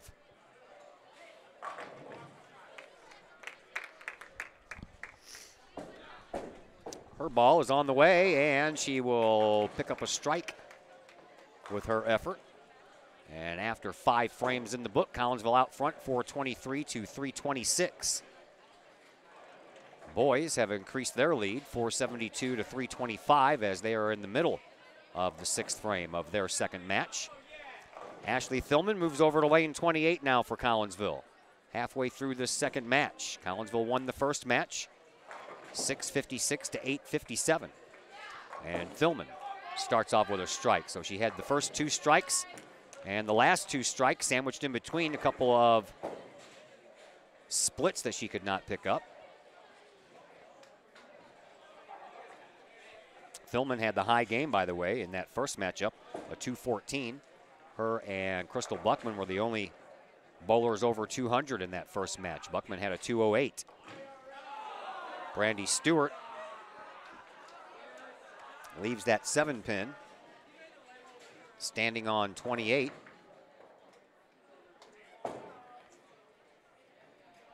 Amy Malcharik has herself a little bit of a mess on 27 to pick up.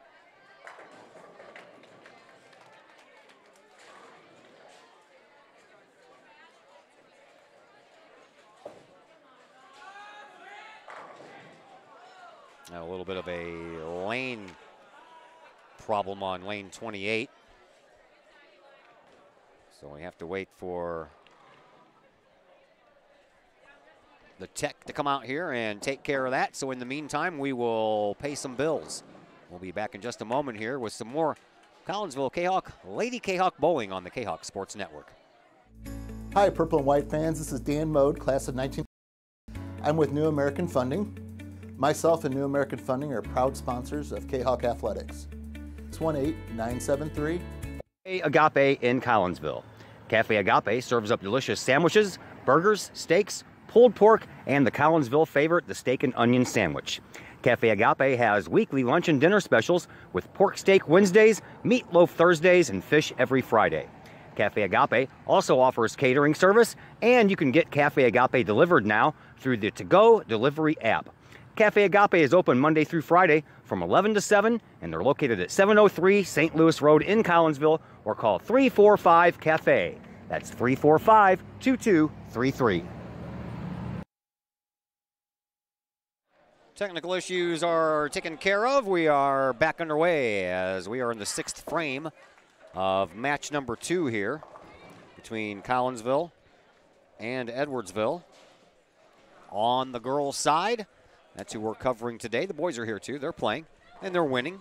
They won the first match as well, so each team has won their first match against Edwardsville. We're in the middle of match number 2. And for Collinsville, it'll be Time Sampson over here on lane 28. And I believe now on 27 we're having some problems. So we just got the problems fixed on 28. Well, maybe not any problems on 27, just waiting. As Sampson leaves up the 6'10". Here is McTague, Rachel, for Edwardsville. She'll leave a pin standing and have herself an open frame.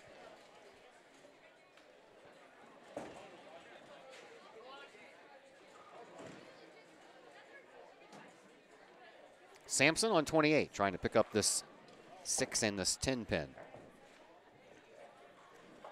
Her ball is on the way, and she'll miss.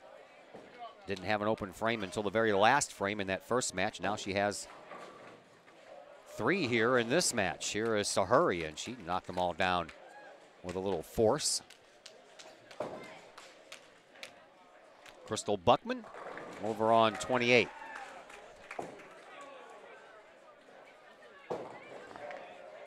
Leaves herself a split and a sleeper. That's not very much fun. Link on 27 for Edwardsville. Has that ball roll off to the left, missed the head pin, and leaves herself up an ugly mess over there on 27 as well, with 5 pins still standing. Buckman has to deal with a sleeper and a split on 28. She'll get the sleeper. Could not pick up that 10 pin though. So Collinsville has bowled 6 frames here in this second match, and their pin total is 513. Here is Link trying to pick up that mess down there. She'll leave a split after picking up the head pin and the sleeper pin. And we still have Riley Langendorf to bowl for Edwardsville to end the 6th frame. They are almost finished with the 7th frame on the boys' side. Collinsville leading 595 to 418. As Langendorf throws hers down 27, didn't like that one. Stayed to the right of the head pin, and she'll leave 4 pins standing.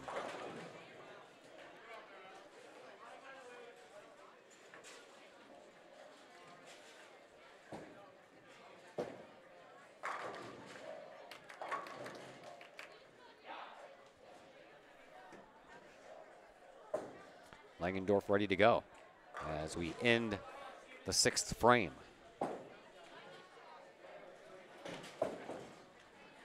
Her ball is on the way, and she can only pick up the 1 pin.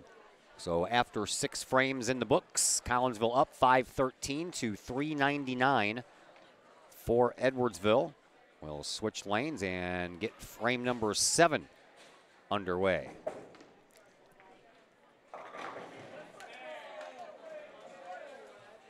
Time to thank the Collinsville Education Association. The CEA is your partner as they work to ensure quality education for our children. The CEA advocates excellence and equity in public education. For more information, you can visit the Collinsville Education Association's Facebook page or the CEA's new website at collinsvillecea.org. Ashley Thillman leaves up 2 on her first throw here in the 8th. Over on lane 28, spare picked up over there by Amy Malcharik. Here is Thillman's attempt at this spare on 27. She gives a little body English and it finds its way to where it needs to be.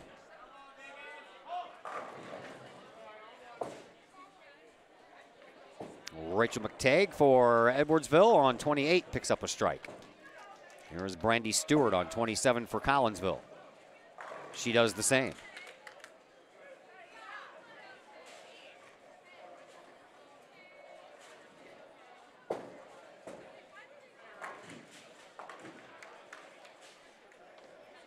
Sydney Sahuri on 28 now for the Tigers.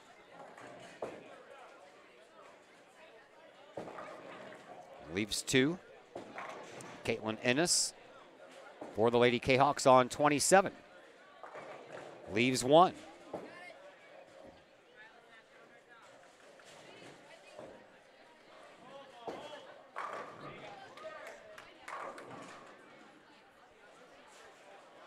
Boys are rolling right along here, already midway through the 8th.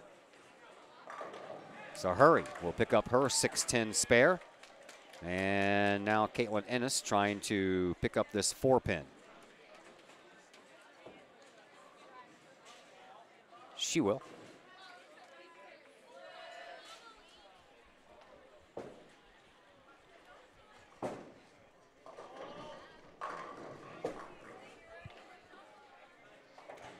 On to bowler number 4, Sam Link on 28 for Edwardsville. Takes care of 7 of the 10.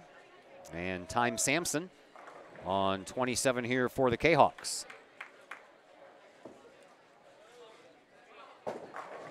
Leaves up the 10.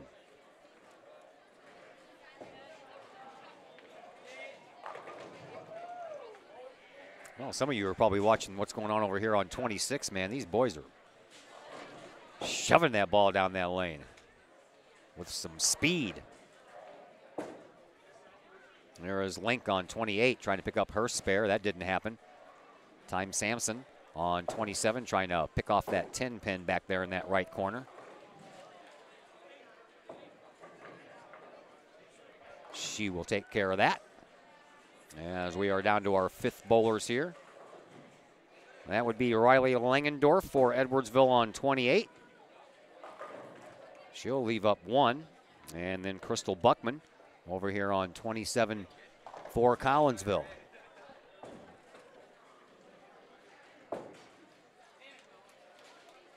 Buckman takes care of all of them. So she'll have a seat before Langendorf does. Langendorf trying to pick up her spare. She does. And that puts an end to frame number 7. 6:01 to 4:56 right now for Collinsville.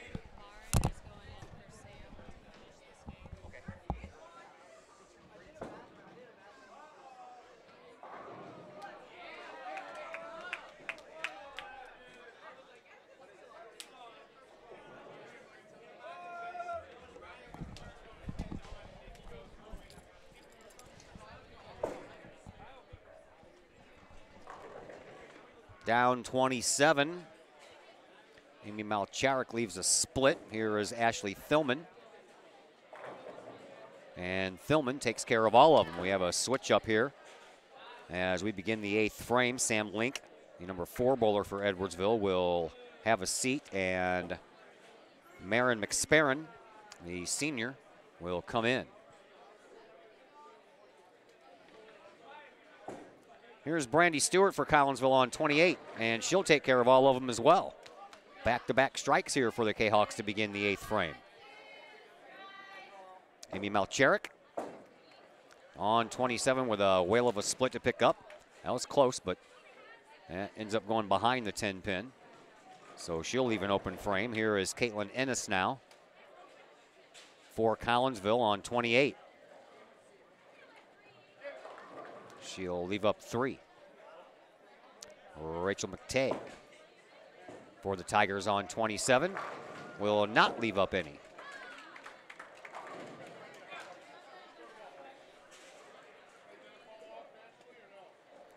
So that will bring up Sydney Sahuri for Edwardsville on 27. Meanwhile, Ennis on 28 for Collinsville, still working on a spare.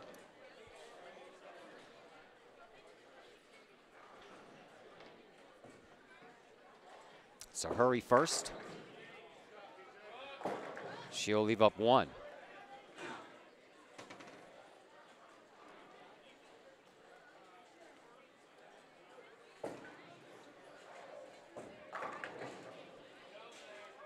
I guess we're having some more lane problems with 28.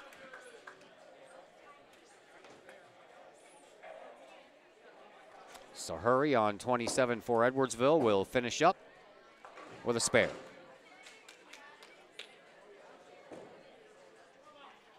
I'm guessing Ennis's ball didn't come back because everything else looks like it's ready to go. The pins are still there, and it says she's on her second throw, but I guess she'll be waiting on her ball. Here is McSparron for Edwardsville, our first look at her. And she'll leave up 1 pin. Of course, I'll put this score underneath Sam Link because Samantha played the first 7 frames. Majority rules. Now lane 28 is shut off.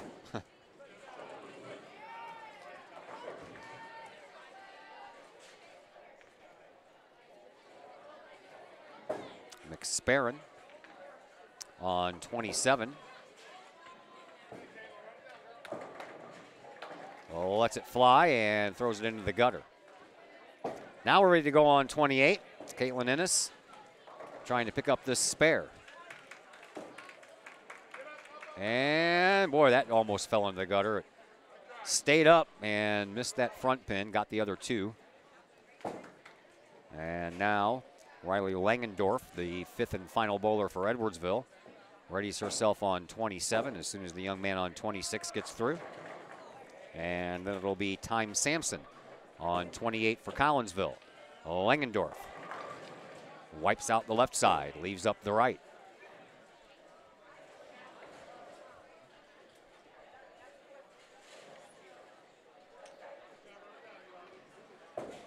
Sampson on 28, ready to go.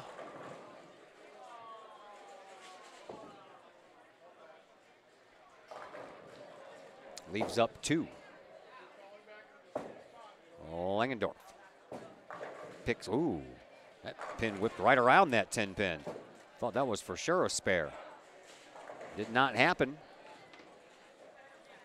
8 frames in the book for Edwardsville. They stand at 537 as far as pin count is concerned. Collinsville right now at 673, but Sampson still has a couple of pins to get over here on 28, and then Crystal Buckman will still have to throw.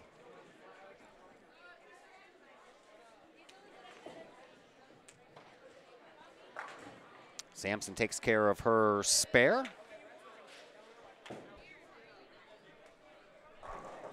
And now Crystal Buckman will have a chance to throw. Down 28.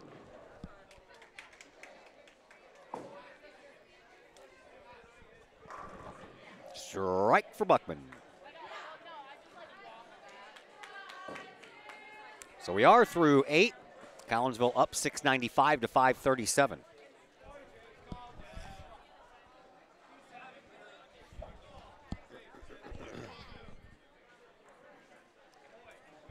Frame number 9 coming up. Ashley Thillman on 27. 5 strikes this game. She'll have to wait till the 10th frame if she wants number 6. There is Malcharik on 28. She does pick up her strike. The boys are just starting frame number 10. Collinsville out front, 851 to 576 in match number 2. They also won their first match. As Thilman picks up her spare. Rachel McTagg on 28 for Edwardsville. Almost got that wobbly pin, just would not fall for her. Here is Brandy Stewart on 27 for the Kahawks. She'll take care of all of them. Back-to-back strikes for Stewart. Actually, that's a turkey. 3 in a row. Ennis for Collinsville on 27.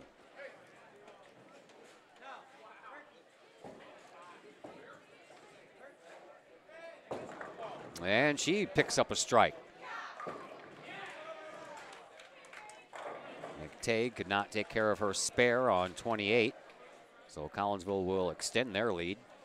Back-to-back strikes here for the Lady Kahawks by Stewart and Ennis. Time Sampson looking to continue that streak. Looking for her 4th strike here in this match.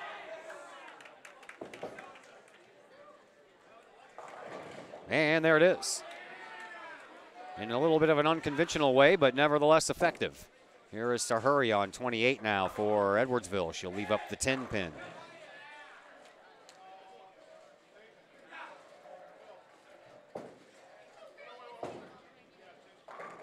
So now Crystal Buckman steps up on 27 for the Kahawks. And she'll take care of a strike. So 4 straight strikes to end that 9th frame. Ashley Thilman, the only one that didn't get a strike in that frame. She spared, though. Here is Sahuri picking up her spare. And Collinsville, after 9 frames, with a pin total of 805. Still 2 more bowlers to bowl here for Edwardsville. McSparren and Langendorf.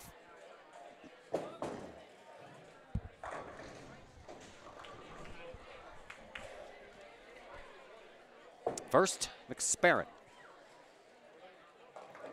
came in as a late replacement for Sam Link. And so far, McSparren is not McSparren that well. She left an open frame in her first attempt in the 8th frame. Now in the 9th, she has a split to work with here on lane 28. 2 pins on the left, 1 on the right. She's going to go right in between them. And her friends give her the field goal sign. So it's up now to Riley Langendorf.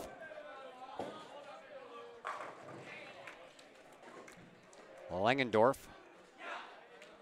1 strike in the 5th frame here in this second match. And now she leaves herself a little bit of a split as well.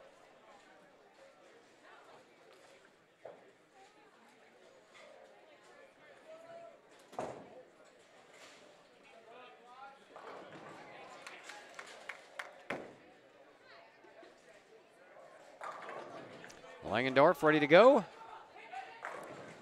on lane 28 to end the 9th frame. She cannot. Didn't get on the far enough the right-hand side of that first pin to bounce off and hit that 10 pin. So it's 805 to 609. Collinsville up by almost 200 pins here. 983 to 667 for the boys' side, as they are almost complete with match number 2. A couple of bowlers left in the 10th. Here's Ashley Thilman on 28 for Collinsville as we begin the 10th frame for the girls' side of things, and we begin it in fine fashion with a strike for Ashley Thilman, so she'll have a couple of bonus ones coming her way. Macherik could not say the same. She leaves that 5-pin standing on lane 27.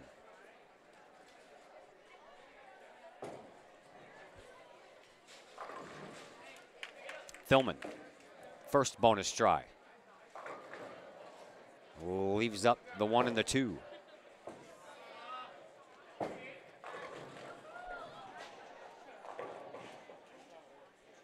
Macherik on lane 27, trying to pick up a spare to give herself 1 bonus throw. She will, and she does, And Thilman finishing out game number 2. She'll end up with a score over 200 once again. Only 2 girls over the 200-point plateau in that first one. Thilman was one, Crystal Buckman was the other. Thilman ends up with a 203 in this match. Not as good as her 214 in her first game, but we'll take it.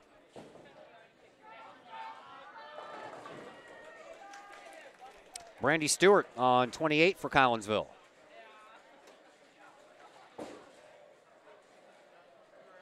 Stewart, leaves one. Here's the final throw in this second match for Macherik, and it's a good one. She picks up a strike and ends up with a 162 after a 181 in her first match. Brandy Stewart trying to pick up this one pin on 28 for one more throw. She does.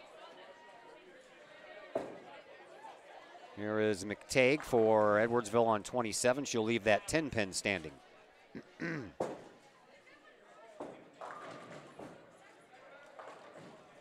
One final ball for Brandy Stewart over on 28.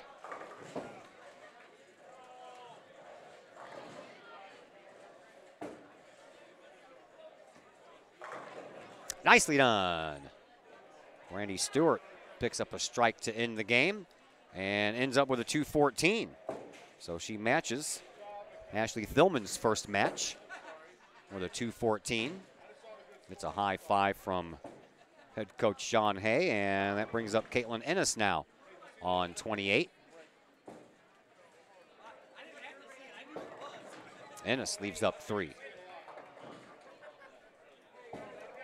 Rachel McTague is all finished up. She bowls a 157, so a little bit less than her 161 in the first match. Sahari had a 179 in her first match, and she'll be off that pace as well. Caitlin Ennis trying to pick up a spare for her bonus throw. She will.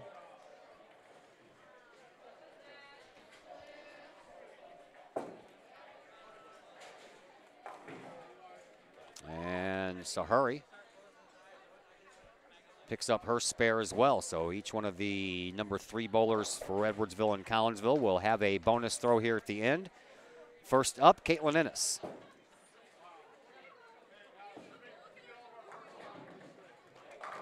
Strike for Ennis, so that's a nice way to end. And she'll better her first game of 175 with a 183. Here is Sahari with her final throw here in match 2. She does the same thing. But Sahari is going to be a little off of her first mark of 179 as she ends up with a 150. The boys won their second match 1038 to 695. Here is Time Sampson on 28 now for Collinsville. She'll pick up a strike. Nicely done. Here is McSparron for Edwardsville on 27, looking for a better fate than some splits. She gets a little better on this one. Looking to pick up that spare for a bonus throw. Time Sampson will get a couple of bonus throws here after picking up a strike on that first one.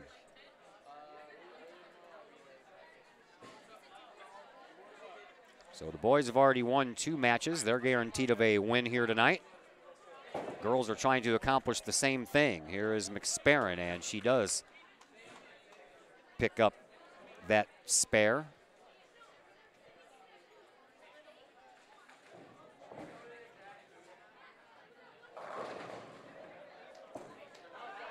Time Sampson couldn't get everything down, leaves up the 9 pin on her second throw. Here is McSparron and her last throw here in this second match. And she'll mow down 6 of the 10. And that was a combined effort with Sam Link, though, and they end up with a 114.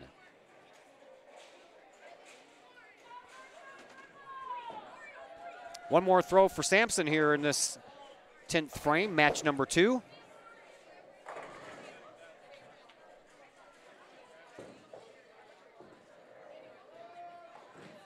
She will take care of that.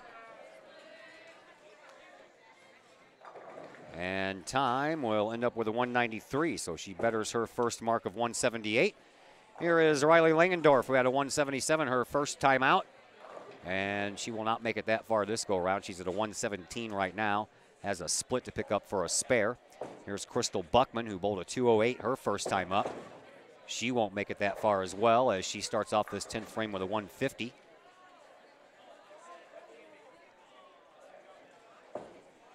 Langendorf trying to pick up this spare on 27.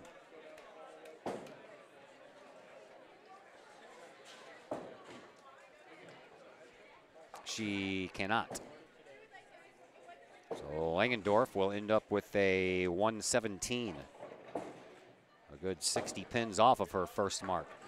That was a nice pickup by Crystal Buckman over there on 28. A little tough situation there. So Buckman has one more coming her way. Edwardsville is already done or finished with a pin total of 701. Collinsville already at 970 with Buckman to throw one more time. So the Kahawks on both sides, boys and girls, will be victorious here tonight. Buckman leaves up the 10 pin to finish up match number 2 and ends up with a 186. So after 2 games in the book, Collinsville up. Both the boys and the girls. 2 matches to 1.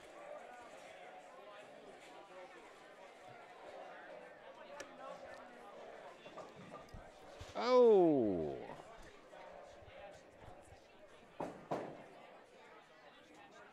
And we are ready to begin match number 3. Come on over, Coach.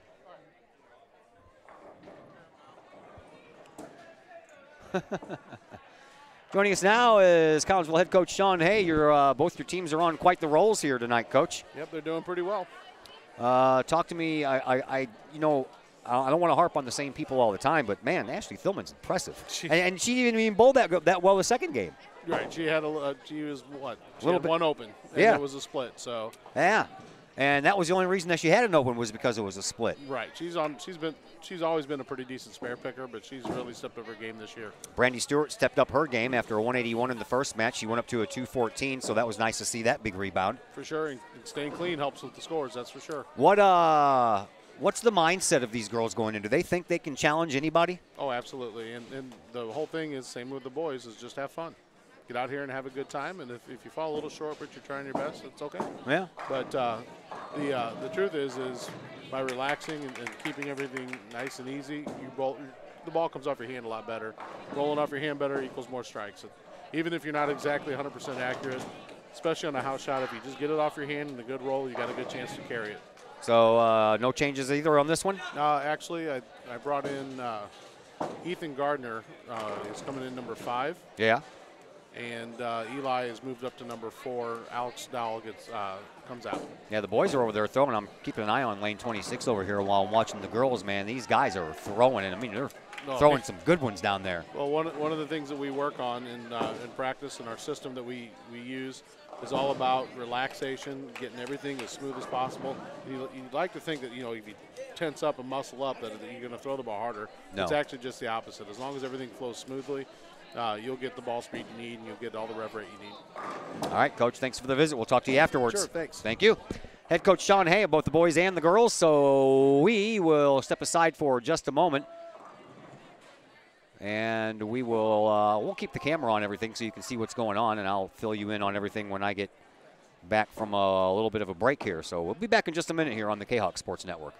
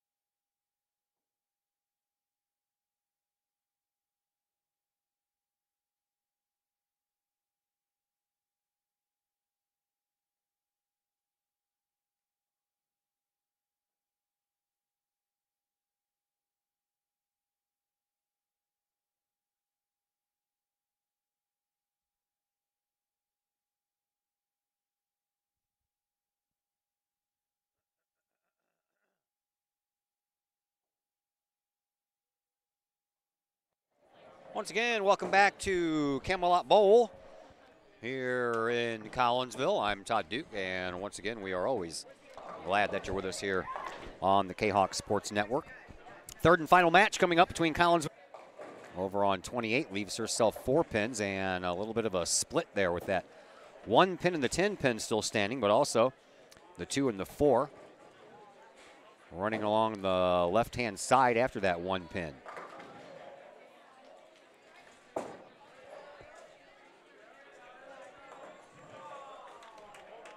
Here is Brandy Stewart on 27 trying to pick up her spare.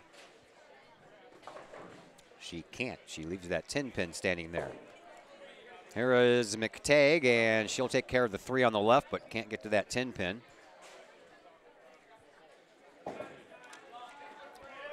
Let's thank Pace Design and Construction in Maryville. Whether you're building a new home, making an addition to the home you currently own, or finally getting around to that remodeling job you've been putting. 618-407-5466 or online at pacedesignconstruct.com. Time Sampson on 27 for Collinsville. She'll pick up a strike, her second.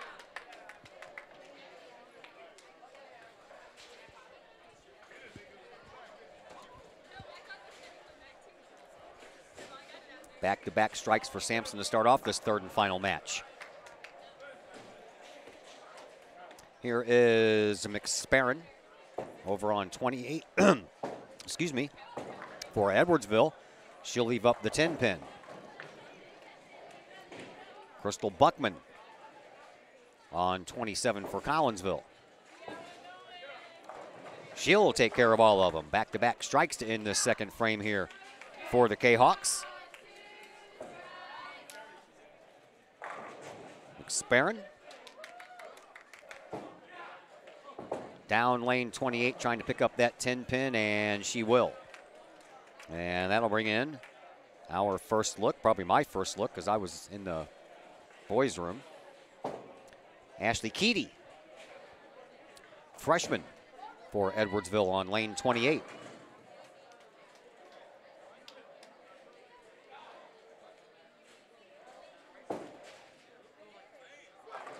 She'll leave the 1 pin and the 5 pin right behind it. A little bit of a sleeper there for the Tigers freshman bowler, Ashley Keedy.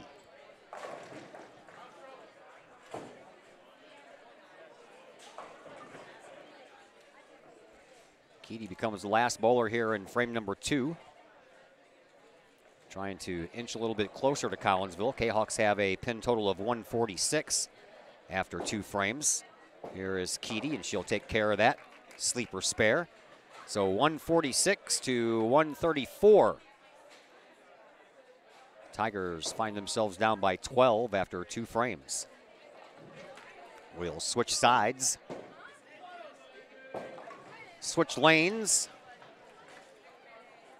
And up over here on 27 is Amy Malcharik. Takes care of all the pins. No lefties on the team this year. Here's Ashley Thillman. And she'll pick up a strike.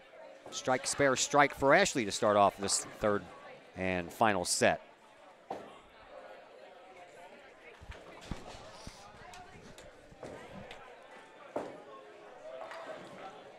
There is McTagg. And a couple of mix. I like McSparron's last name because when she picks up a spare, she can say, I just picked up a McSparron.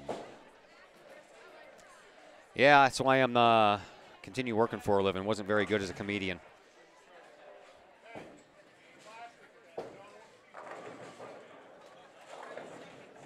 Here is Sahuri. On 27 for Edwardsville. She'll leave up the 6 and the 10. Brandy Stewart on 28 for Collinsville, trying to pick up her 3-pin spare. She does. And up comes Caitlin Ennis.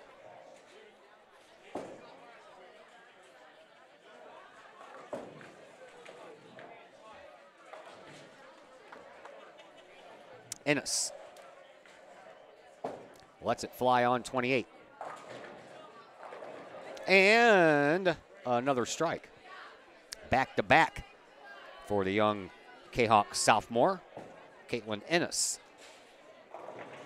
Here's McSparron on 27 now for Edwardsville, and she'll knock them all down. That's got to feel good for her after a little bit of a rough start in those final few frames of that second when she came in to take the place of Sam Link. Here is Time Sampson on 28. Looking for a turkey, and she will pick, oh, excuse me, not a turkey. That would be Crystal Buckman next. So a spare and then back-to-back strikes for Sampson.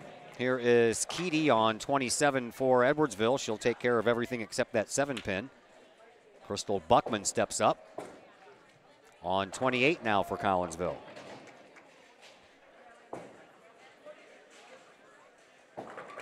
Good to go. That's a turkey, and that's the way you start off the final game. Back-to-back-to-back strikes. Periods or frames 1 through 3. Here is Keedy. Keedy will take care of that pin back there in that left-hand corner. Freshman throws with a little confidence when she goes up there.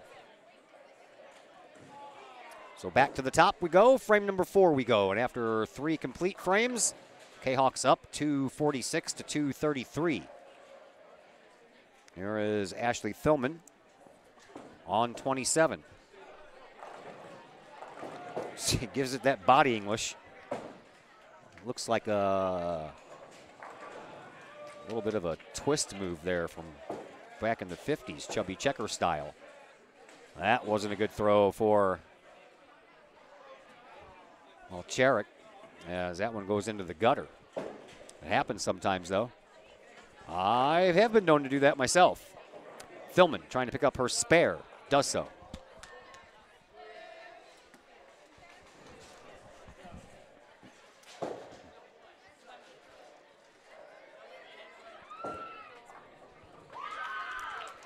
Trying to pick up a spare, and doing so was Amy Mulcherek over on 28.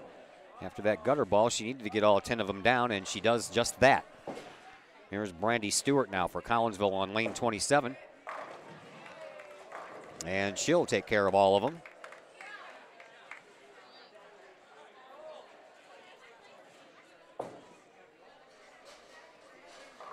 On 28, almost got that 10-pin to fall over there for Rachel McTagg, but it stands. Caitlin Ennis ready to step up on 27. Boys are finishing up frame number 4 as the girls are just starting frame number 4, getting kind of close to the middle. Ennis leaves up 1. McTagg can't get that 10-pin for Edwardsville on 28.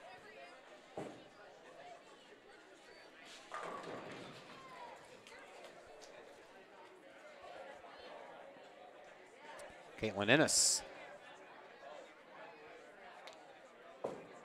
down 27, picks up her spare.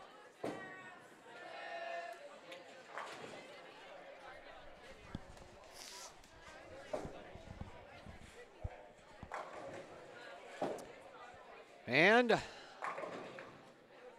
up on lane 27, it is Time Sampson for Collinsville.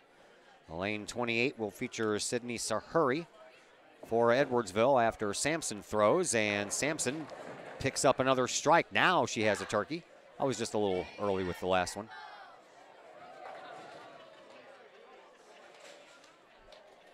Sahuri lets it fly down 28. And she will also pick up a strike, her second one here in this match. Here's Crystal Buckman. A turkey to start off the first 3 frames, looking for that quad. And she can't quite get that 10-pin to fall.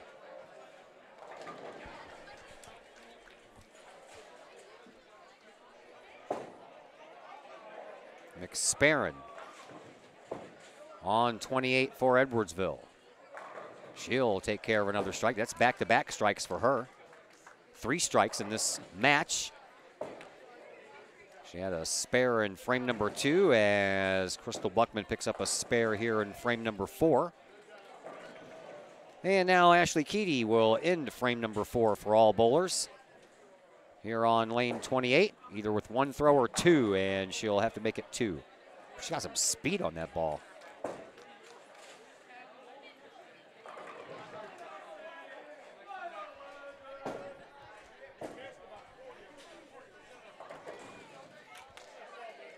Keedy on 28 has a split to pick up, an 8-10 split. Nick that 8 pin on its left-hand side and push it over into that 10 pin. We'll see if she can do it. Well, too square on the 8 pin, so she'll leave 1 up. And after 4 in the books, Collinsville up 374 to 328 on the boys' side. They are also finished with 4. Kahawks up on that side as well, 349 to 224. So going for a clean sweep here.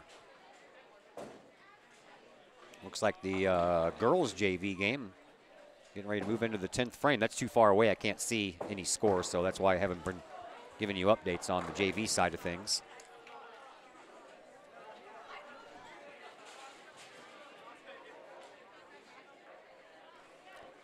Ashley Thillman on 28, trying to pick up this split. She will only get the 2 on the left. Here is Malcharik, and she just turns around, didn't like that throw at all as she missed everything. Wrong side.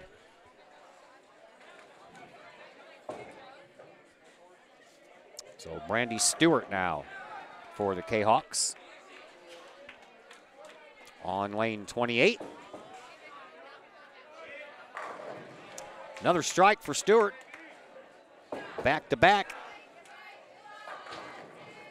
And a sleeper left over here for McTague.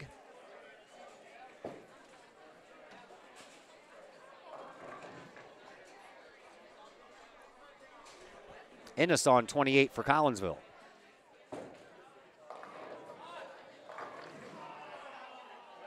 Doesn't have as much zip on that ball as she did in that first game. Everybody's arms are probably a little tired here by now. Except for Eli Hay.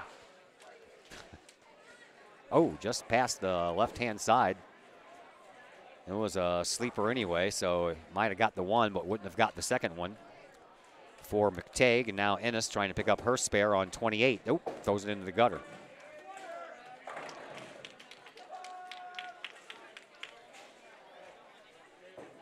I think someone's getting a little noodle arm. Here is Sahuri for Edwardsville on 27. Leaves up the 10. Time Sampson on 28 now for the Kahawks.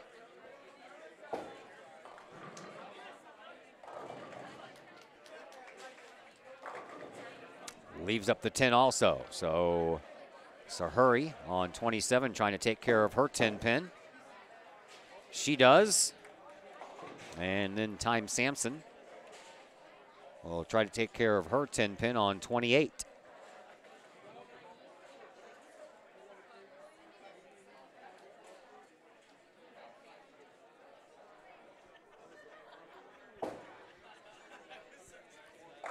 It's on the way. And she takes care of that as well. Here is McSparron for Edwardsville on 27. She'll pick up another strike. That is a turkey, and 4 out of her 5 frames have resulted in a strike.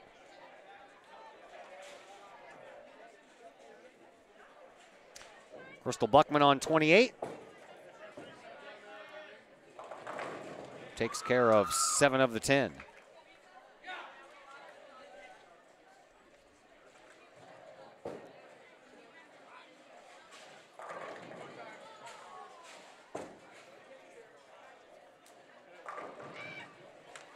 Buckman ready to take care of her spare. Had a little pin misplacement on 27, so they had to sweep everything away and reset everything.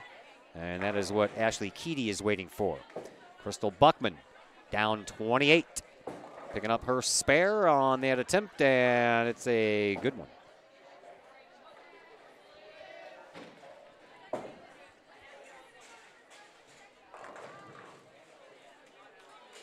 So Buckman finishes up the 5th frame for Collinsville. Keedy trying to do the same for Edwardsville. Man, girl's got some whip on that ball, man. That thing gets down there quick. She leaves the 5-pin.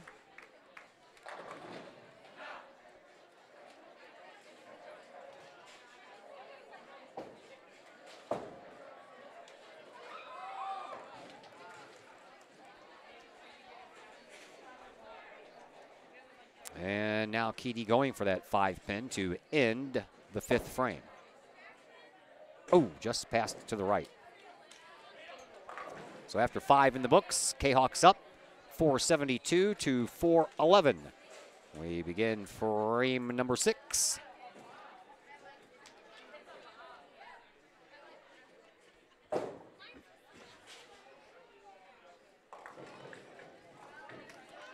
And Ashley Thillman will get things started once again. She does so with, that 7-pin's leaning over. But the machine catches it and is still leaning over. That's kind of strange. And now the machine sets it down and the pin pops out. So they're going to have to, I don't know what they're going to do. There should be a pin standing up and there's not, so even if she throws the ball down there and it goes to the back, she'll get credit for the spare. Can't assume that she will pick that up, so they're going to have to call the techs down here to take care of that and then set that 7-pin back down. Meanwhile, over on lane 28, Rachel McTague has a sleeper to pick up, and she only gets the head pin. JV girls are already finished. JV boys are finishing up their 6th, and we are in the middle of our 6th as we have ran into some technical issues on lane 27.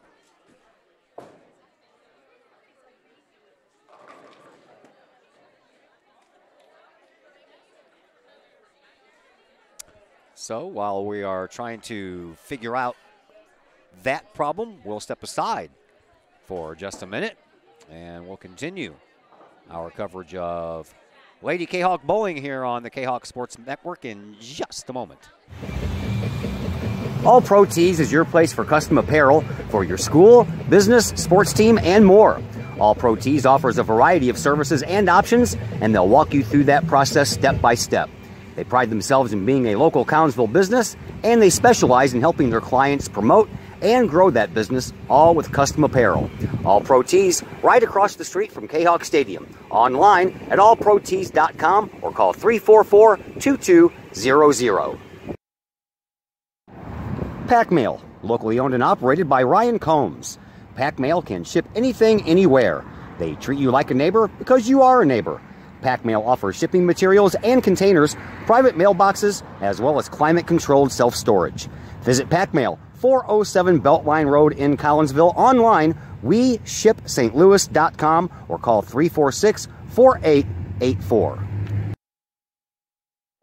Back at Camelot Bowl, technical issues are taken care of, and Ashley Thillman going for that 7-pin they finally got placed back down in the right spot. And she'll pick it up. See, I told you we shouldn't assume, but I kind of figured she would.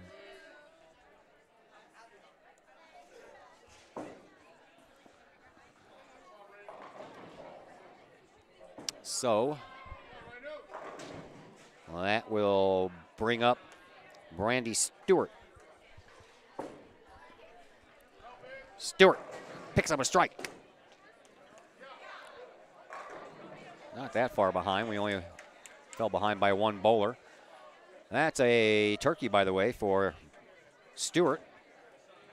And here comes Caitlin Ennis on 27. Now they're having problems on lane 28. Ennis. Yes. Back-to-back strikes here for Collinsville in the 6th. Here is Sahuri picking up that 10 pin over there on lane 28.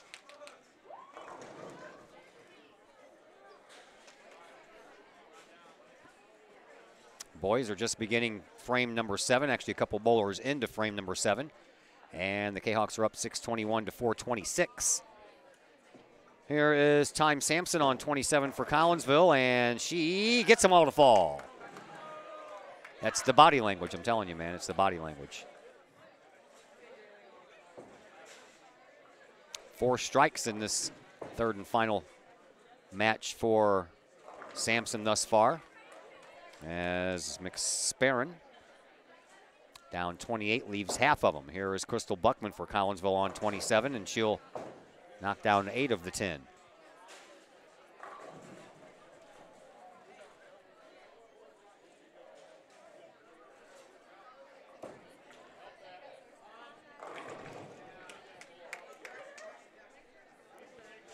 McSparron will throw first down 28 before Buckman down 27.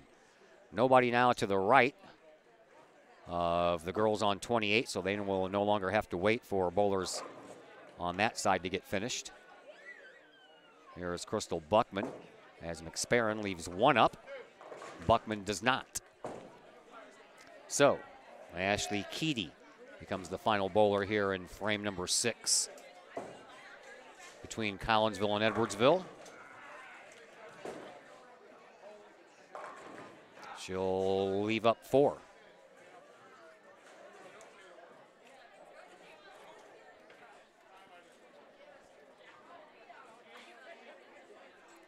One more ball coming for Keedy, and then we can move on to the 7th frame. The boys are just finishing up the 7th, so it appears that the boys will be finished first. And that'll clear things off the left-hand side, which will speed things up a little bit over here for the girls. There is a spare for Keedy. Back to the top we go. Frame number 7 is where we are. And after 6 in the books, Collinsville 560 pins on the count. Edwardsville 482. On the boys' side, Collinsville up 693 to 453. Thilman picks up another strike.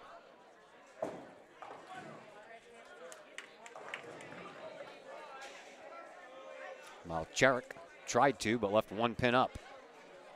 Brandy Stewart now up on 28 for Collinsville.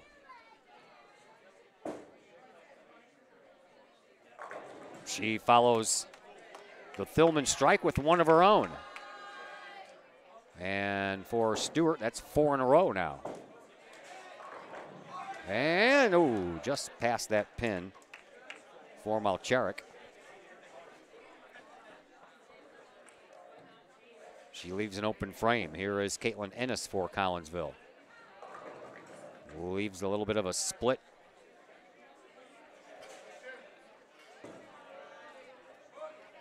.310, I believe. Nice ball thrown there by McTagg for Edwardsville. Here is Ennis trying to pick up this split. She does. One of the easier splits to pick up, if you can hit it right. Unlike that 7-10. Sahuri on 27 now for Edwardsville. She'll knock them all down.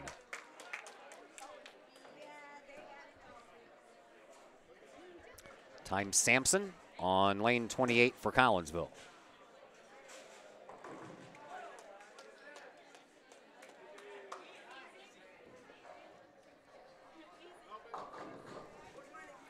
Leaves up the 2 on the left side.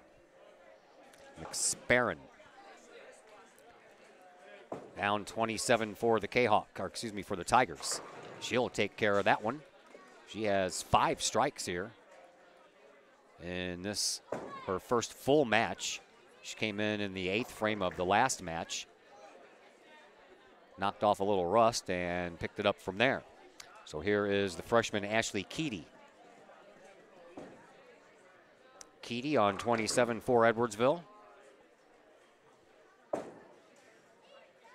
Just to the left of that head pin. 1 inch farther to the right, that would have had enough force on him to probably take care of all of them. Time Sampson on 28 trying to pick up that spare. 4-7 pin left.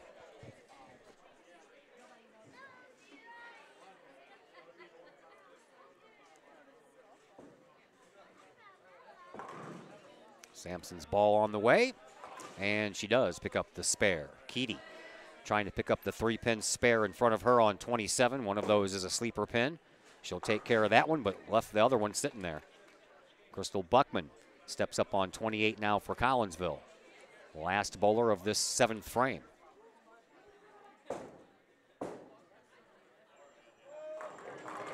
Takes care of that in fine fashion. 4 strikes in this match for Buckman. We head now to the 8th. Collinsville still up, 670 to 557. We begin the 8th over here. Boys are in the middle of the 8th on 25 and 26. Collinsville with a 7-7-7 score, while Edwardsville has a 5-27 score.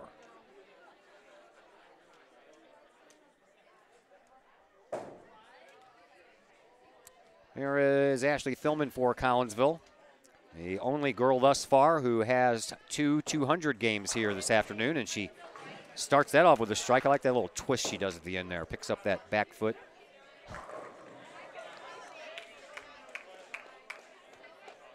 On the other side, Amy Malcharik answers with a strike. Now Brandy Stewart looking for her 5th strike in a row here. She does.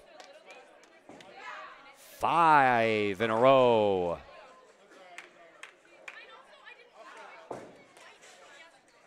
There is McTague, and she leaves up 3 of the 10. Caitlin Ennis now on 27 for Collinsville.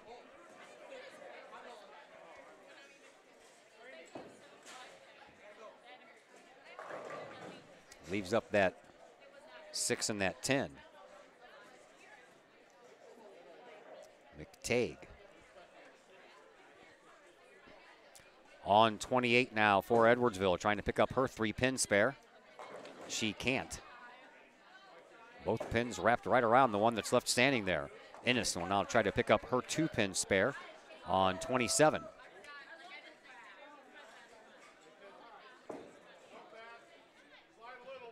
Ooh, just touched that 6-pin and had it wobble just a bit, but not enough to knock anything down. Here is Sahuri on 28 now for the Tigers. She'll also leave up that 6 and that 10.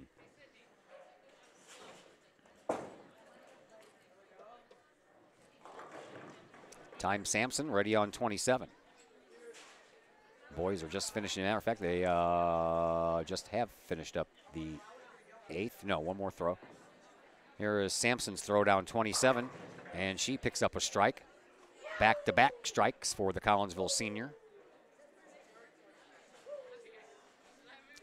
Sahuri down 28, trying to pick up her spare, and she does so.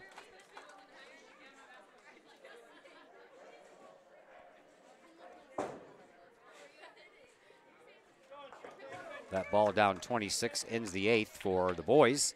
So they head into the 9th. Collinsville up 809 to 566. There is Crystal Buckman also picking up a strike, and she now has back-to-back strikes.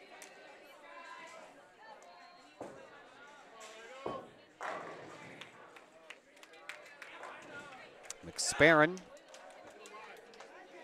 kind of had that ball float off to the left side and only knocked down 3 of the 10 pins.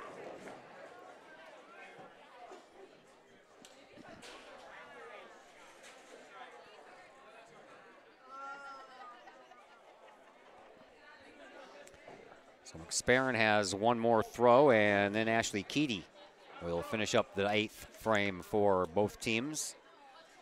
They've started the 9th over on the boys' side. Oh, could not get that wobbly pin to fall for McSparron. That'll bring up Ashley Keedy. So looks like we're heading for a clean sweep back-to-back nights. Last night against Belleville West, tonight against Edwardsville. Here is Keedy down 28 for the Tigers. She'll leave up that 6 and that 10 pin also.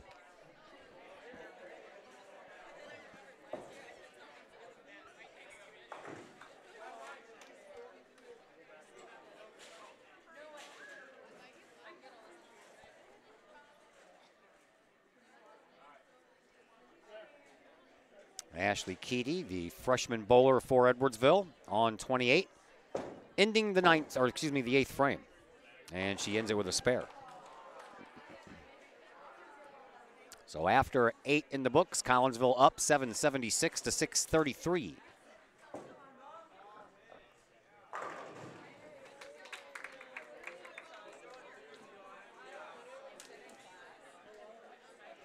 Amy Malcharik on 27. Lets it fly first here in the 9th for Edwardsville, and that ball didn't have much spin on it. Stayed off to the left-hand side, and she gets half of what she needed to get.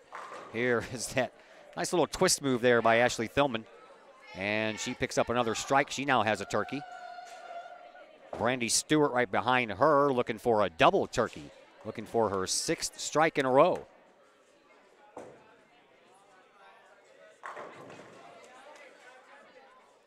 Stewart picks up number 6 in a row. Nice job.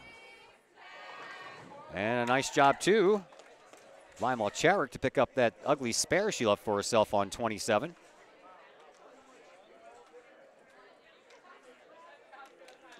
Here is Caitlin Ennis.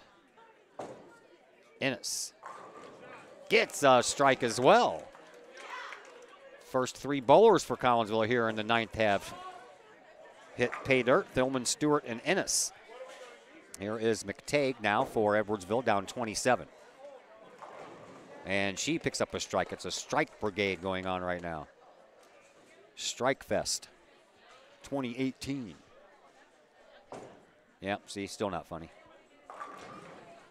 Here is Time Sampson on lane 28 for Collinsville.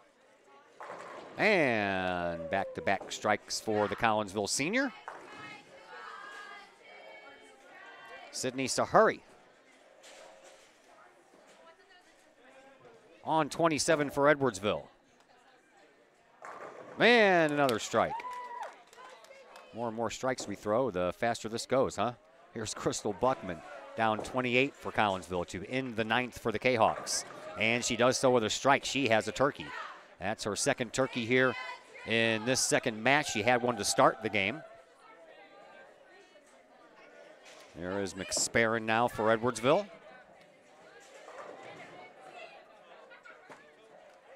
Leaves up 4.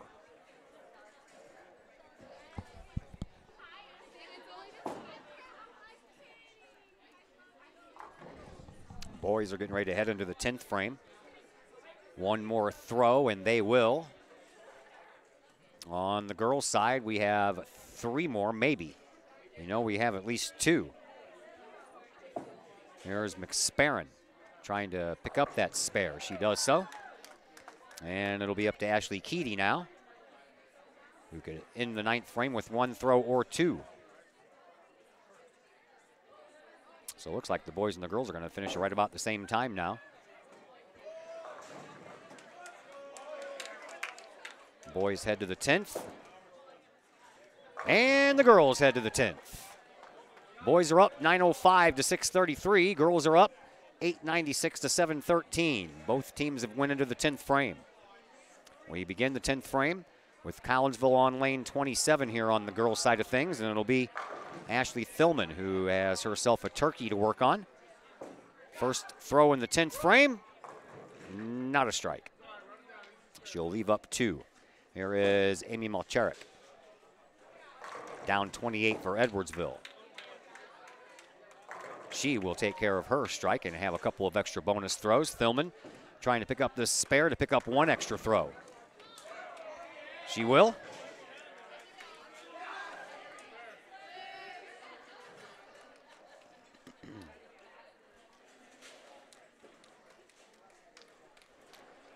Of course, the girls have a state championship under their belts in this history of the Kahok Lady Bowlers. That was back in 2010 when the Lady Kahawks took the championship. Here is Thilman in her final throw of the night.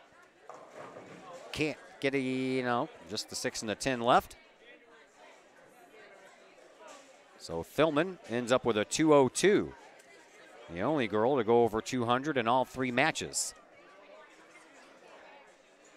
One more throw coming for Malcherik over on lane 28 for Edwardsville. And she missed that one. Walked away before the ball was halfway down the lane. So she will end up with a 171. Here is Brandy Stewart riding 6 strikes, and there's number 7. A couple of bonus throws coming for Brandy Stewart, who's having a whale of a game here. Here is McTague, and she will knock them all down and pick up a couple of bonus. 7 in a row for young Brandy Stewart, trying to get number 8 and number 9 to close out this night.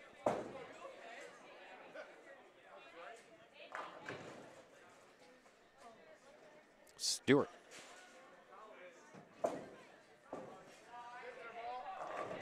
Can't get that last one, though. Here is McTague. She looks for her 2nd in a row. She got it.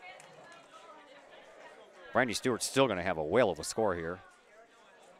She has a little bit of a split. She throws that one right in between them. She should be able to knock both of them down.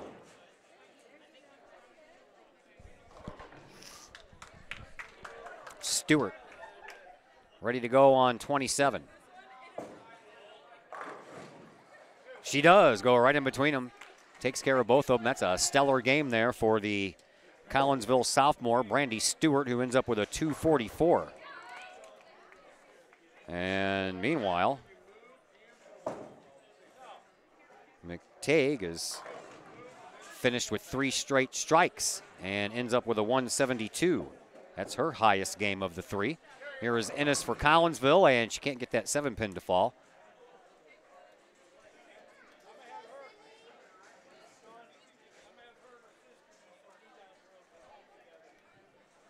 Here is Sydney Sahuri on lane 28 now for Edwardsville.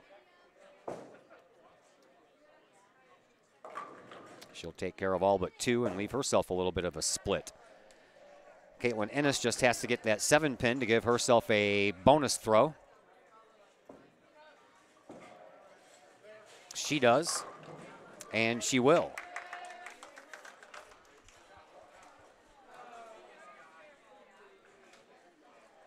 One more throw coming for Ennis. Sydney Sahuri still has that spare to deal with. She's getting some last-minute instructions from Coach Kimber Moscardelli. Here is Ennis. Her last throw of the night. And 8 of the 10. So Ennis will end up with a 179. Sahuri could not pick up her spare, so she ends up with a 175.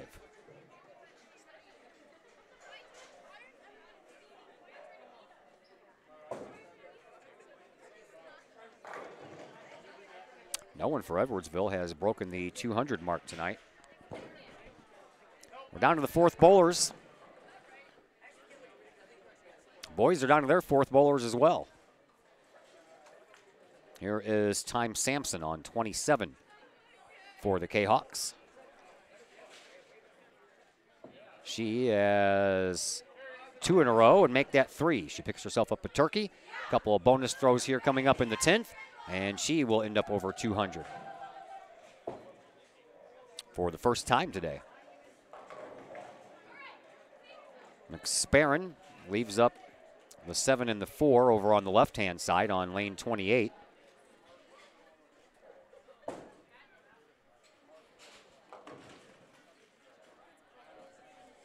Time Sampson. A couple of bonus throws coming her way. First one, down 27,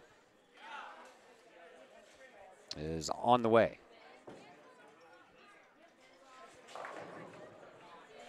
She has a sleeper. She wiped out 7 of the 10.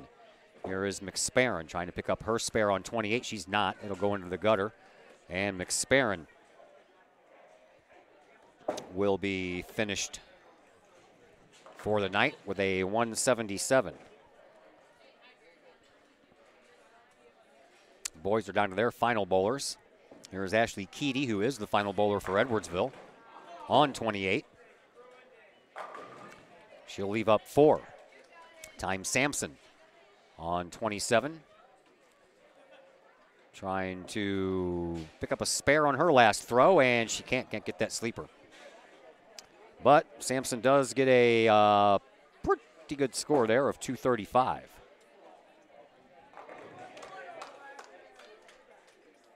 So Keedy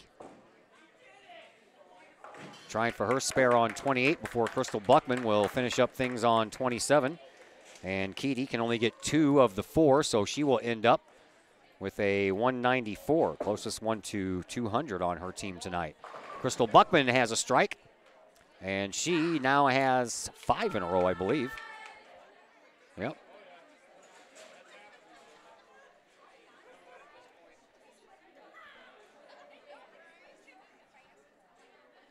That is 4 in a row. Now looking for 5. Final throw coming on the boys' side on lane 26. That's what Crystal Buckman is waiting on.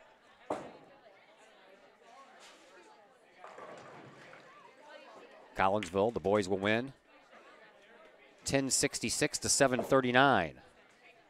Here is Crystal Buckman picking up that strike number 5. One final throw coming up here in this one.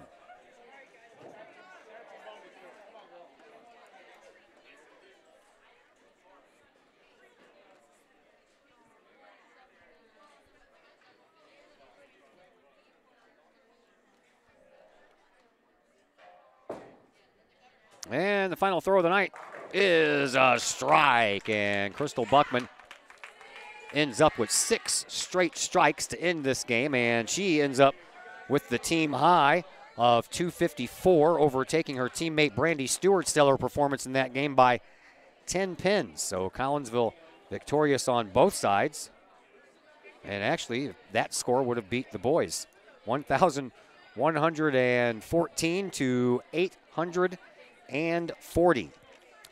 That brings us, well, we need to take one more sponsor. How about the Collinsville Education Association?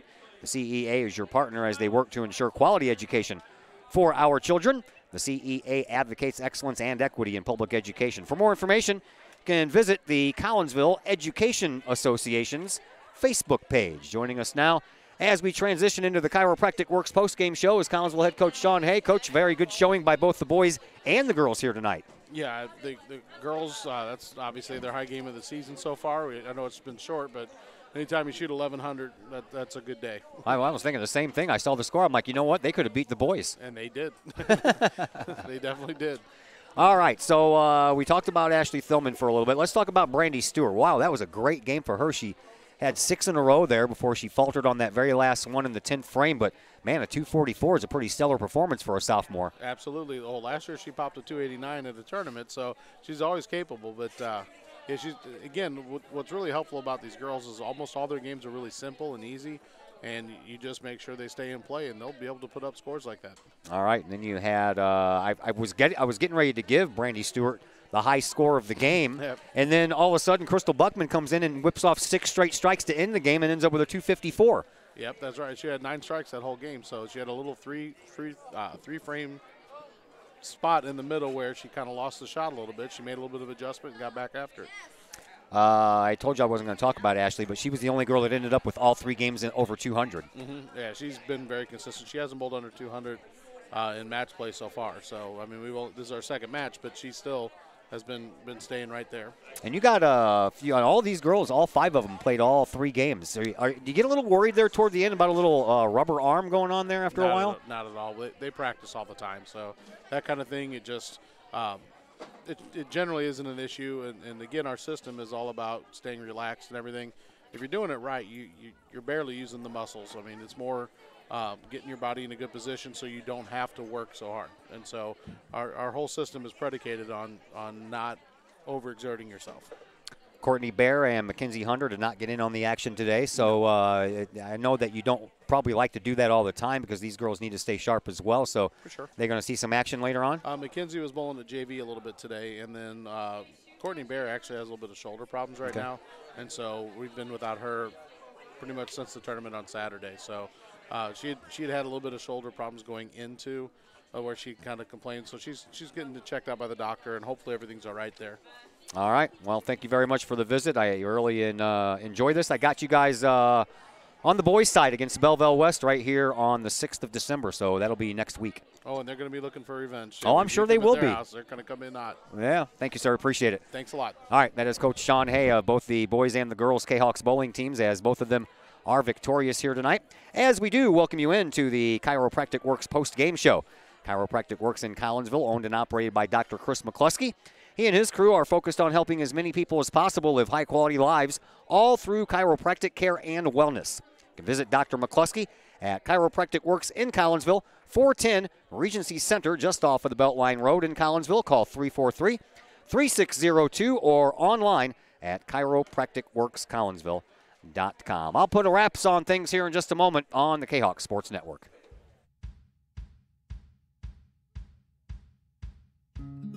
Hey guys, I'm Dr. Chris McCluskey, and I'm excited to be here talking to you about one of our favorite products that we offer to the practice members in our office. It's called Rico's Bioenergy Band. Now, over the last 15 years that I've been in health and wellness, we've been blessed to grow one of the busiest pediatric and family wellness centers in the United States, where we've helped tens of thousands, maybe even hundreds of thousands of people. So today we're going to talk about Rico's Bioenergy Bands. It's a simple band that you wear around your wrist or your ankle. We even have dog bands. What the Bioenergy Band does, it helps you live a higher quality of life, which is exactly what my purpose in life is to help as many people live as high quality of life for as long as possible. So we're going to introduce to you Rico, the band, the science and technology. We're going to perform a test for y'all to show you how the product works. I'm Rico with Rico's Bioenergy. I created Rico's Bioenergy wristbands. We've been around for around 7 years, and this company has grown to a $20 million company because we have a great product and it works.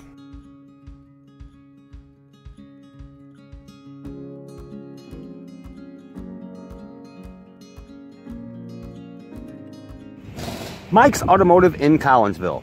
Mike's Automotive is a T3 certified tire center, and they can handle all of the basics, like oil changes and tune-ups, and the not-so-basic stuff, like complete engine rebuilds. Mike's Automotive also has 24-hour towing and has 3 locations, Millstadt, St. Louis, and in Collinsville at 1150 St. Louis Road, just blocks from the high school. Or call 345-0611, online at mikesautomotive.net and Mike's Automotive on Facebook.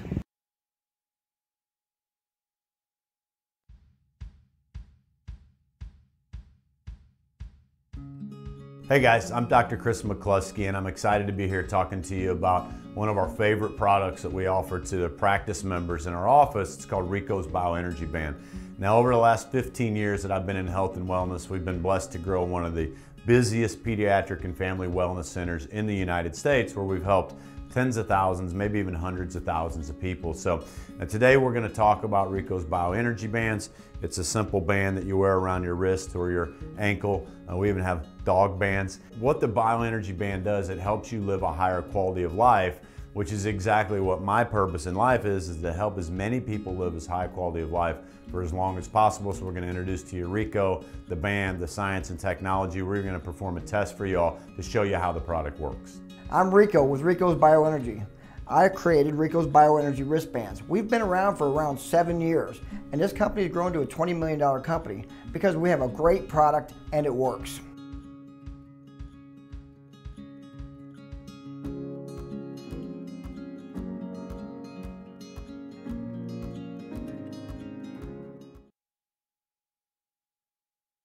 And once again, we welcome you back to Camelot Bowl. I am Todd Duke. Glad that you're with us here on the Kahok Sports Network as Collinsville sweeps Edwardsville here in bowling tonight, both on the boys' side and the girls' side.